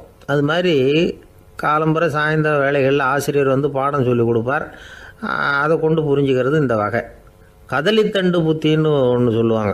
கதலிங்கிறது வாழை மரம். வாழைத்தண்டில் தீ வைக்கிறது எவ்வளவு சிரமமோ அவ்வளவு சிரமத்தோடு கல்வி கற்கிறது கதலித்தண்டு புத்தி. இதை தவிர இன்னும் சில வகையான மாணவர்களை கூட அடையாளம் காட்டுறாங்க. ஆசிரியர் சொன்னதில் நல்லது மட்டும் எடுத்துக்கிறவன் அன்னம். ஆசிரியர் கிடைச்ச இடத்துல பாடத்தை கேட்டுக்கிட்டு பிறகு தனியாக உட்காந்து சிந்திக்கிறவன் பசுமாடு அப்படி தானே, புல் கண்ட இடத்துல மேயும், அதுக்கப்புறம் நிதானமாக அசை போட்டுக்கும். ஆசிரியர் சொன்னதை தவிர வேறு எதையும் சொல்ல முடியாதவன் கிளி. பல இடங்களில் பாடங்கள் கேட்டு கடைசியில் ஒன்றும் புரியாமல் போகிறவன் ஆடு ஒரு செடியில் வயிறார மேயாது, ஒரே செடியில் இக்கரைக்கு அக்கறை பச்சைன்னா அங்கேயும் இங்கேயும் அலைஞ்சிக்கிட்டே இருக்கும். சில பேருக்கு எருமைன்னு பேர். எருமை எப்படின்னா குளத்து நீரை கலக்கி தான் குடிக்கும். அது மாதிரி ஆசிரியர் மனசை நோக செய்து பயில்கிற மாணவர்கள்லாம் இந்த ரகம். இவ்வளவுலாம் இருந்தாலும் இந்த காலத்து மாணவர்கள்லாம் ஒரு தனி ரகம். ஒரு ஆசிரியர் வகுப்பில் பாடம் நடத்திக்கிட்டு இருந்தார். இலக்கண வகுப்பு. இறந்த காலம், நிகழ்காலம், எதிர்காலம், past tense, present tense, future tense, இதை பற்றிலாம் பாடம் நடத்துகிறார். எல்லாம் சொல்லி கொடுத்துட்டு இப்போ நான் ஒரு வாக்கியம் சொல்லுவேன், அது என்ன காலம் அப்படிங்கிறத நீங்கள் சொல்லணும்னார் ஆசிரியர். சரின்னாங்க மாணவர்கள்லாம். நான் நாளைக்கும் பாடம் நடத்தப் போகிறேன், இது என்ன காலம் அப்படின்னு கேட்டார் ஆசிரியர். அதாவது நான் நாளைக்கும் பாடம் நடத்தப் போகிறேன், இந்த வாக்கியம் என்ன காலம்னு கேட்டார். ஒரு பையன் மெதுவாக எழுந்திரிச்சு சொன்னான், இது எங்கே போதாத காலம் சார் அப்படின்னு சொல்லிவிட்டு உட்காந்துட்டானான். ஒரு நாள் ஒரு தகப்பனார் தன்னுடைய பிள்ளைய அழைச்சிட்டு வந்தார். சார், இவன் சரியாக படிக்க மாட்டேங்கிறான், பெரியவங்களை மதிக்க மாட்டேங்கிறான், நீங்கள் கொஞ்ச நாள் இவனுக்கு குருவாக இருந்து நல்ல விஷயங்களை சொல்லி கொடுத்தா தேவையில்லைன்னார். பெரியவங்களையே மதிக்காதவன் எப்படி என்ன மதிக்க போகிறான் அப்படிங்கிறது நமக்கு யோசனை வரும் இல்லையா? வேணாங்க, என்னை விட்டுருங்க அப்படின்னோம். அவர் விட மாட்டேன்னு விட்டார். இல்லைன்னா அவரே சிஷ்யன் ஆகிடுவார் போல இருந்தது. சரி, வேறு வழி இல்லாமல் அந்த பையனையே என்னுடைய சீடை நான் ஏற்றுக்கிட்டு உபதேசம்லாம் பண்ண ஆரம்பித்தோம். அதாவது குரு பக்தின்னா அது எப்படி இருக்கணுங்கிறத பற்றி சொல்லி கொடுத்தோம் அவனுக்கு. சதமகர் அப்படின்னு ஒரு குரு இருந்தார். அவருக்கு ஒரு சீடன். அவன் பேர் துளசி சைதன்யன், நைஷ்டிக பிரம்மச்சாரி. தன்னுடைய குருவுக்கு எந்த நேரத்தில் எது தேவைங்கிறத புரிஞ்சுக்கிட்டு சேவை செய்கிறவன். ஆனால் இவனை பற்றி மற்ற சீடர்களுக்கு பொறாமை வந்துட்டுது. இவன் மட்டும் இப்படி இருக்கானேன்னு உடனே குருக்கிட்ட போய் கோல் மூட்டினாங்க. அவன் சரியில்லை, அவன் நடந்துக்கிறது சரியில்லை, அப்படி இப்படின்னு எதையாவது சொல்லி. இருந்தாலும் இதையெல்லாம் அந்த குரு நம்பலை. அவருக்கு தெரியும் யார் யார் எப்படின்னு. துளசி சைதன்யன் பெருமையை மற்ற சீடர்களுக்கு உணர்த்தணும் அப்படின்னு நினைச்சார். அதுக்கு ஒரு வழி பண்ணார். ஒரு நாள் சீடர்களை எல்லாம் கூப்பிட்டுக்கிட்டு ஒரு காட்டு வழியாக போய்கிட்டு இருந்தார். அங்கே ஒரு பெரிய மலை அருவி கொட்டிக்கிட்டு இருந்தது. குரு சீடர்கள் பக்கம் திரும்பினார். இந்த மலையின் மேலே இருந்து அந்த படு பாதாளத்தில் குதிக்கிறதுக்கு உங்களில் யார் தயார் அப்படின்னு கேட்டார். ஒரு சீடனும் வாயை திறக்கலை, ஒதுங்கி நின்றுக்கிட்டாங்க. பின்னாடி மூட்டை முடிச்சோடு வந்துக்கிட்டு இருந்தான் துளசி சைதன்யன். அவனை பார்த்தார். தப்பாருப்பா, நீ மேலே இருந்து அந்த அருவியில் குதி அப்படின்னார். அப்படியே செய்கிறேன் சுவாமின்னா ஓடி போய் பொத்துன்னு குதிச்சுட்டான். அடுத்த கணமே குருநாதர் தன்னுடைய யோக சக்தியால் பறந்து போய் அவன் கீழே விழுந்துடாமல் தாங்கி பிடிச்சி கொண்டுகிட்டு வந்துட்டார். மற்ற சீடர்களுக்கெல்லாம் ஒரு மாதிரி ஆயிட்டுது. அடுத்தபடியாக என்ன பண்ணலாம்னு யோசிச்சாங்க இவனை மாட்டி விடுறதுக்கு. ஒரு நாள் வெத்தலை அடிக்கிற ஒரு சின்ன உரலையும் உலக்கையையும் எடுத்து ஒளிய வச்சுட்டாங்க. சதமகர் சன்னியாசி இல்லை, அவர் வெத்தலை போடுவார். பல்லு சரியில்லை, அதனால் இடித்து தான் வெத்தலையை போடணும். திடீர்னு வெத்தலை பாக்கு கேட்டார். வழக்கமாக உரலில் இடித்து தர்றது தான் துளசியின் பழக்கம். உரலை தேடினா கிடைக்கல, என்ன பண்ணுறது? குரு கேட்டுவிட்டாரே, குரு சேவை தானே முக்கியம். என்ன பண்ணால் வெத்தலை பாக்க தன்னுடைய வாயில் போட்டு முன்னு அதை எடுத்து அவர்கிட்ட கொடுத்துட்டான். குரு எதையோ படிச்சுக்கிட்டே அதை வாங்கி வாயில் போட்டுக்கிட்டார். துளசி, இன்னைக்கு தாம்பூலம் நல்லா இடிக்கப்பட்டிருக்கு, ருசியாக வேற இருக்குது, அதை இடித்த பாத்திரத்தை என் கண்ணால் பார்க்கணும்னு ஆசையாக இருக்குன்னு விட்டார்.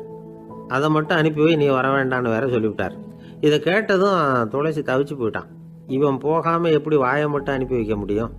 இவன் தவிக்கிறத பார்த்ததும் மற்ற சீடர்களுக்கெல்லாம் மனசுக்குள்ளே ரொம்ப சந்தோஷம். துளசி கொஞ்சமும் யோசிக்கலை. வாழை எடுத்தான், தன்னுடைய தலையவே அப்படியே அறுத்து வெட்டி எடுத்தான். இன்னொரு சீடங்கிட்ட கொடுத்துட்டான், எடுத்துகிட்டு போன்னு சொல்லி. கொண்டுட்டு போய் குரு முன்னாடி வைக்கிறாங்க. அந்த தலையில் வாய் திறந்துருக்கு, வெத்தலை போட்டு முன்னு இருந்தது, தெரிஞ்சு போச்சு, சிவப்பாக இருந்தது. அவனுடைய குரு பக்தியை இப்போ எல்லாரும் ஒத்துக்கிட்டாங்க. அதுக்கப்புறம் குரு சதமகர் தன்னுடைய அற்புத திறமையினால் அந்த தலையை மறுபடியும் ஒட்ட வச்சுட்டார். துளசிக்கு உயிர் வந்துட்டுது. இப்படி ஒரு பெரிய கதை உண்டு. அதாவது துளசி சைதன்யன் அவனுடைய குரு பக்தி எப்படி அப்படின்னு கேட்டோம். ரொம்ப அபாரம் அப்படின்னு அந்த பையன் அடக்கமாக சும்மா விளையாட்டுக்காக தான் அப்படி அவங்ககிட்ட கேட்டோம். ஏன்பா உன்னுடைய குரு பக்தியை என்கிட்ட காட்டுறதுக்கு உன்னோட கழுத்தை நீயே அறுக்கணும்னு நான் சொன்னா அதை நீ செய்வியா அப்படின்னு கேட்டோம். என்னுடைய கழுத்தை நானே அறுக்க வேண்டிய அவசியம் இல்லை சார் அப்படின்னா அவன். ஏண்டான்னு, அதே காரியத்தை தான் இனிமேல் நீங்கள் தினமும் செய்ய போறீங்களே சார் அப்படிங்கிறான்.